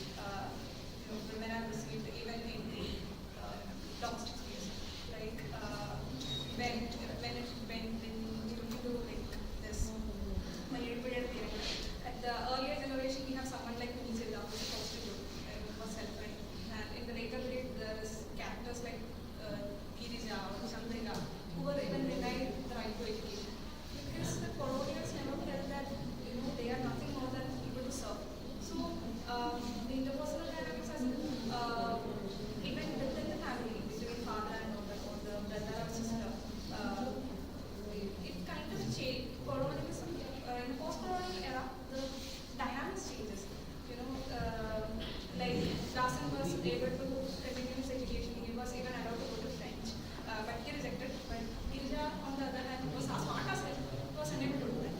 So that's how I learned about interpersonal dynamics. And personal perception is like when it comes to Dasan as well. Yeah, means he. That's what I know about his art, his way of definition. Like he thought that now the Mayedi is under. When Mayedi was under French domination, he thought that okay, whatever that I am doing now, the rebellious action that I am taking now, even though it is sponsored by my own family, it will once be accepted or once be understood by the future, unfolds as my own history. But he was unable to do that because the whole culture of hegemony has made the people into believing that their culture is not superior to this or the Western civilization. Whatever that they are doing is the right thing. So it's like, Dasan, who was a very confident person, changes from that railway status to someone who is like felt like he is a failure to the capitalist society. Thank you, Nivya. I should say the select word is a powerful and poignant portrait of colonialism too. Yeah. So congratulations, Ria. Thank you. So next person, Shweta. Yeah. Hi, Shweta. Are you nervous, Ria? Leave all your tensions aside. Okay. Be cool. Be calm. Shweta, your paper is Respect of Homeland and Progressive Foreign Land, Cultural Mobility and Identity Formation in Bangladesh. Why Bangladesh? Perfect choice, okay? Do you want the mic?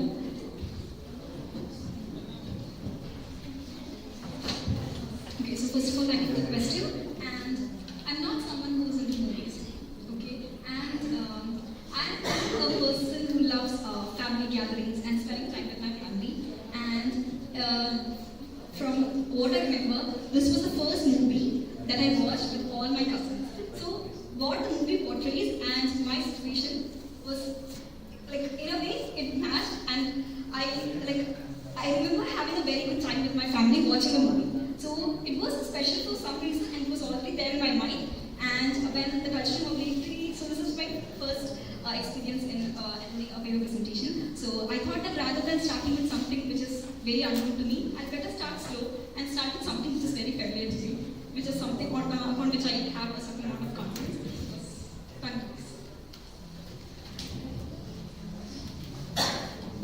Shweta, I should say your presentation was very effective also, because I think our students also could easily connect it because they know the story.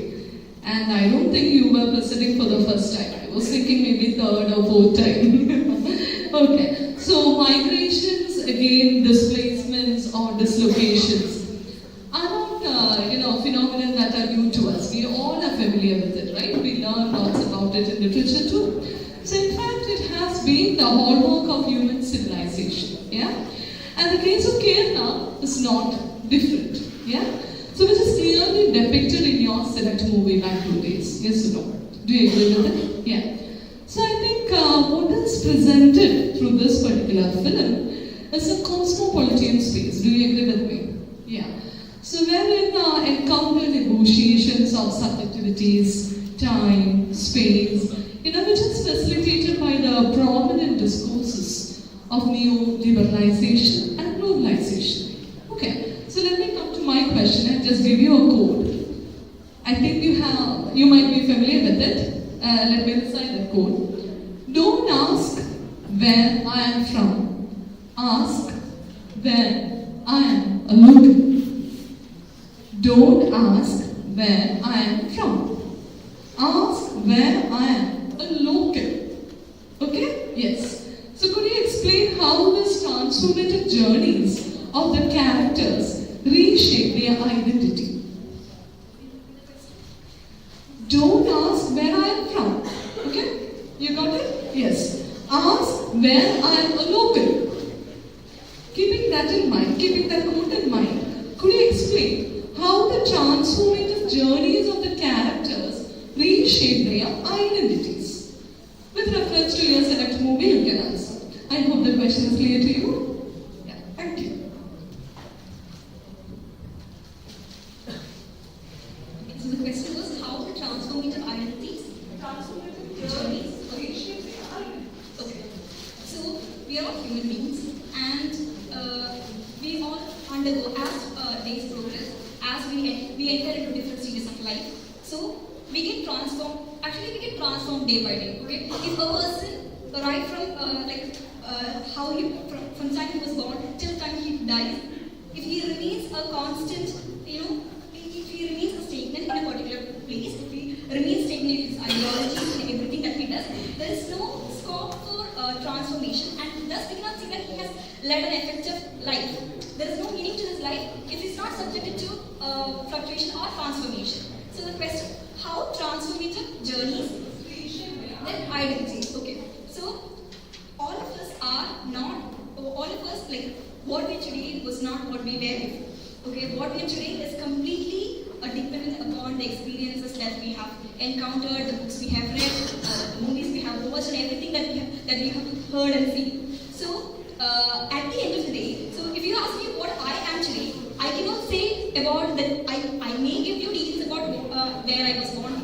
to whom I was born, but rather what defines my true identity is all the journeys that I have come across, all the lessons that I've learned through this process. So one's identity is actually a confluence of his journey and the lessons and the conclusions that he have derived all through the way. So yeah, I guess it answers your questions, right? Yeah. So thank you. So you are not from where you are coming from, but people you have associated with, the culture. Yeah? Thank you, yeah, thank you. I won't torture you. Alright, yes. So next person, Anjana Ibn, right? Yes, hi Anjana. Yes. Anjana, your paper is Resistance through Redemption and Analysis of the Kite Runner, right? So in the self-novel, Amir, the protagonist, of course, he experiences, living in different conditions. Yes or no? During his childhood in Afghanistan and his adulthood in America. So living between two different cultures provides these characters different stages through their lives. Yes or no? Yeah? So we could see, these protagonists' self-development as the stages of cultural resistance. Okay? So my question for you is, again, another quote, but from the same novel. I think you might be familiar with this, since it is from the Kite Runner itself.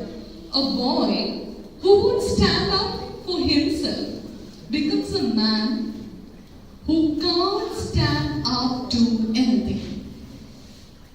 A boy who won't stand up for himself becomes a man who can't stand up to anything.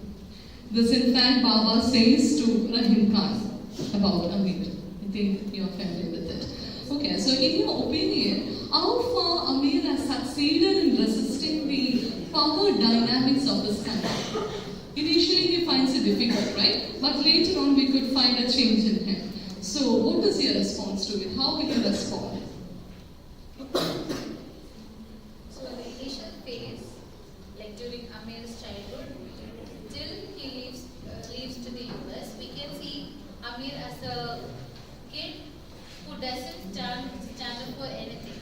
Like we can see that when Amir faces a situation when there is a scene where the local bully Asif, he comes to beat Amir, and we can see that Amir is standing still like someone will help me.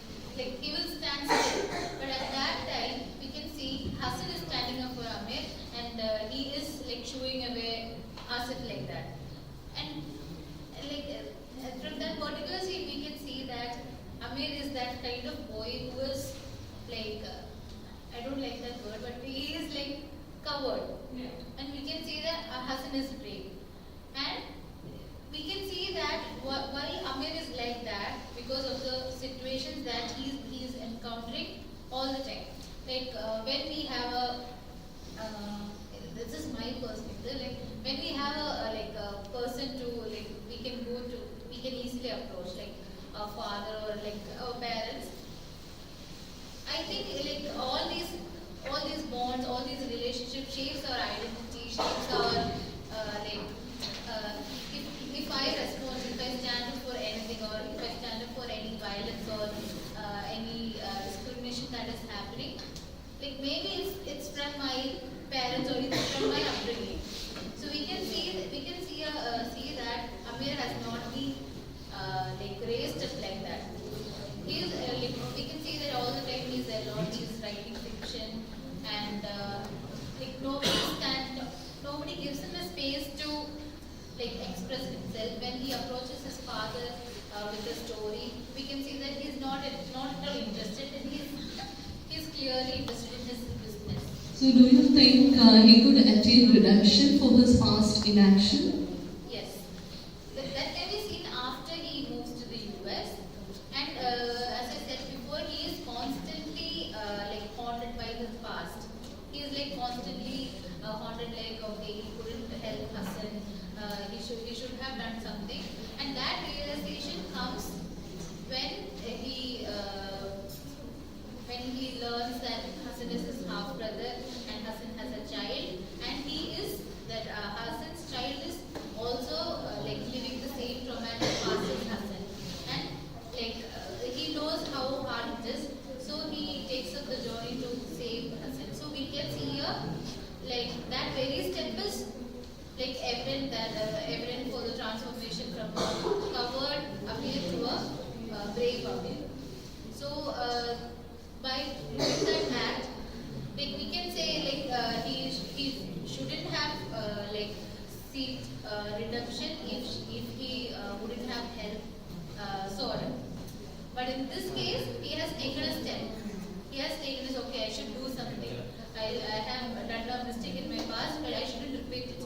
If he repeats the mistake, he will be like guilt-ridden all the time. Till the end of his life, he will be guilt-ridden again. But in this case, Amir takes a step to save Hassan's child. Thereby, in my case, he seeks redemption. Thank you, dear. Very good, very good. So next person, Shika, last person, yeah. Again, my dear, your topic was very, very interesting and appealing to the audience. They could easily connect it regarding whatever you say. So what made you to choose this particular topic as your area of research? Why Hawaiian culture? My area of research is identity.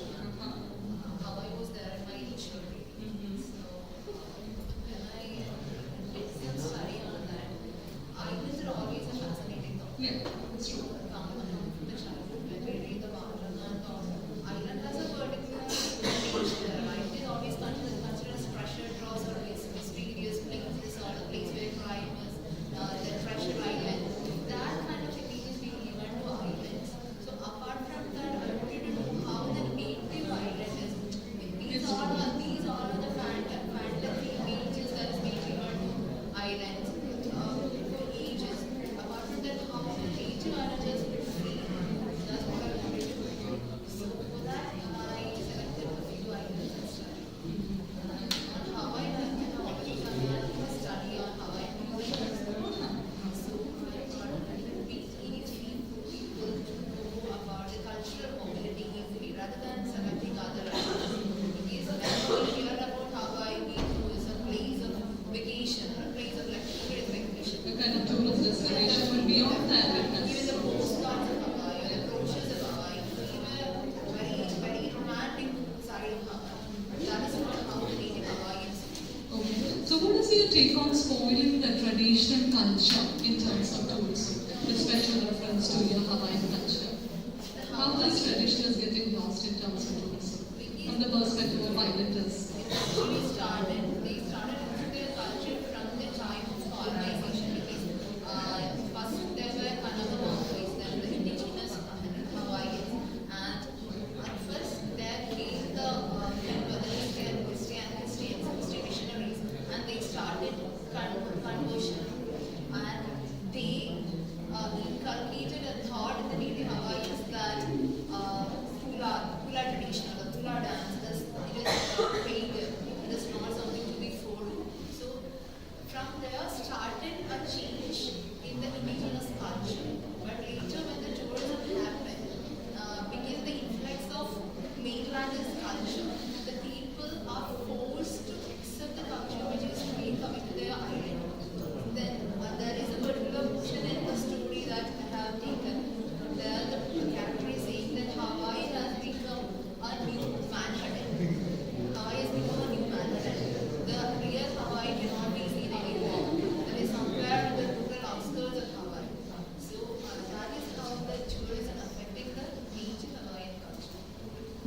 Thank you, Shika. And the audience, do you have any queries?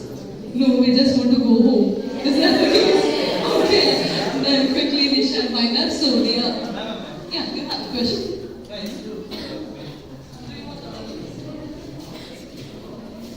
So there is a shift now in manga, right? From actually looking at the art space in the form like Disney characters. They used Disney characters in the beginning, but now the aesthetic has completely changed. They are using cats as have you read that research? Yeah, exactly. So what do you have?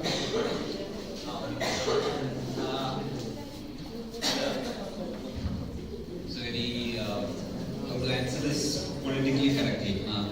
So the thing is referring to is originally most manga had what is called Disney eyes, which is it's like a flat line and a round thing. That's the Disney eyes. Tiny nose, and most of the images were like drawn from the front. So you get that, you don't get a side profile in most of those. Now they've realized that eventually like the most aesthetic looking creature is actually the cat, because even people who hate cats, dog people, whatever, but they still won't say that a cat is an ugly looking creature. I mean, just say that about personality or whatever. So they found that and they used the same aesthetic for the mostly like girls, and I would say prepubescent girls, so treading like water there, which is the side profile looks kind of like a cat's face. The small nose of a cat and stuff like our nose. They don't look Japanese, they don't look Caucasian. So that change in aesthetic is sad to say, mostly for like a teenage audience, because probably they find like younger girls or like chibai as it's called, which is like small or cute. They find that more like aesthetically pleasing.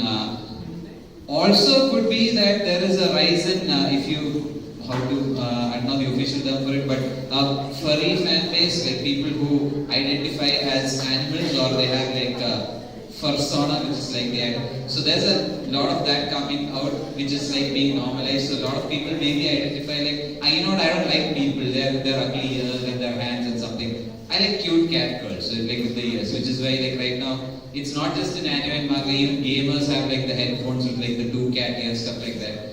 So I think that's because like people like cats, so that's coming on. And for anime mainly it's because it's really easy to draw that, because it's two circles and then you can draw the eyes to whatever degree, which is they're not at all anatomically correct. It's just lazy animation. I would say most of the anime would be that. So the more popular ones would deviate from this specific style, which is kind of like, I guess, the culmination of the Disney style. So being that through it.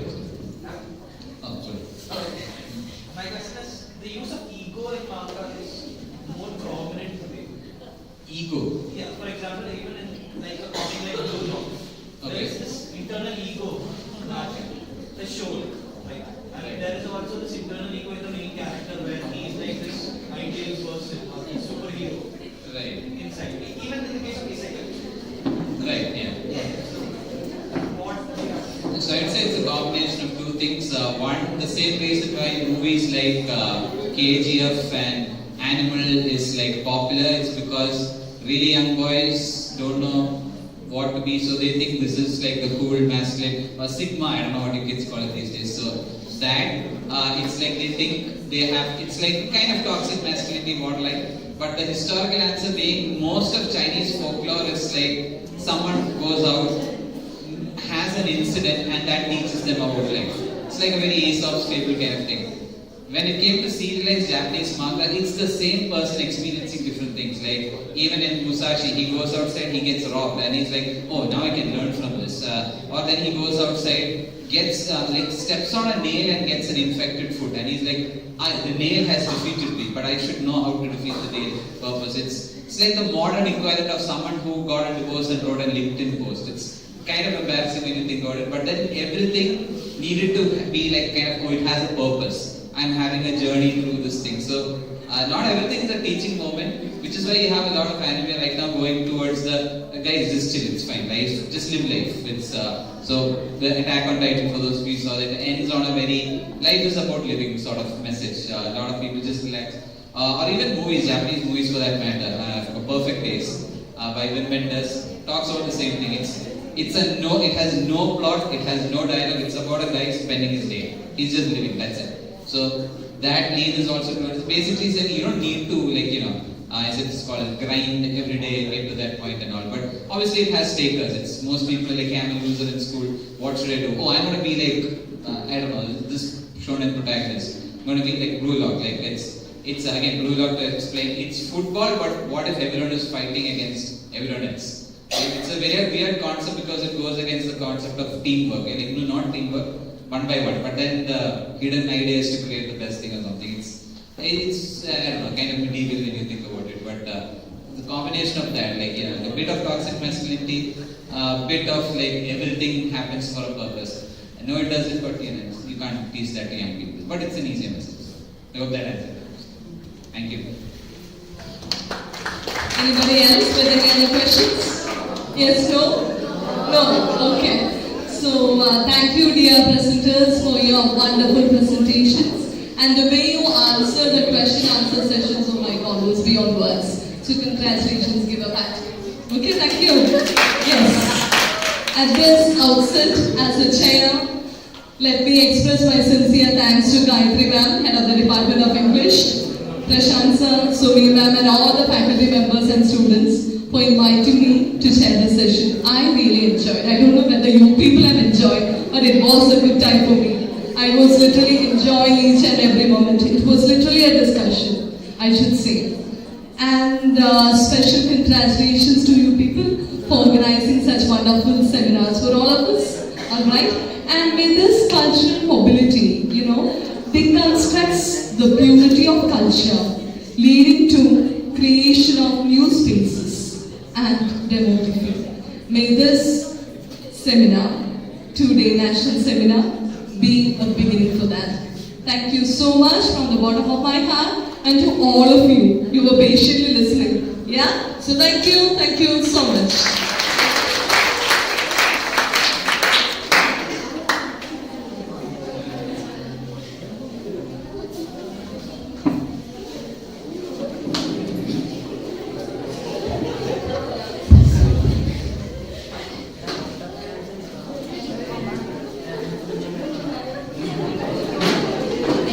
My sincere gratitude to Dr. Tanya for expertly chairing today's session. Her keen observations and valuable feedback have significantly enhanced the quality of our discussions. And we are grateful for your leadership and the effort into making the session a success. Thank you, ma'am, for your time and dedication.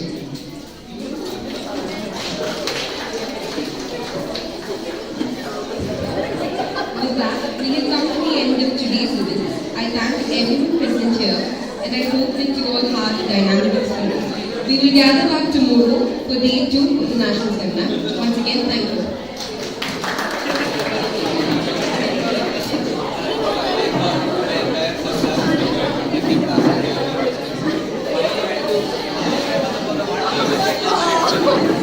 Thank you.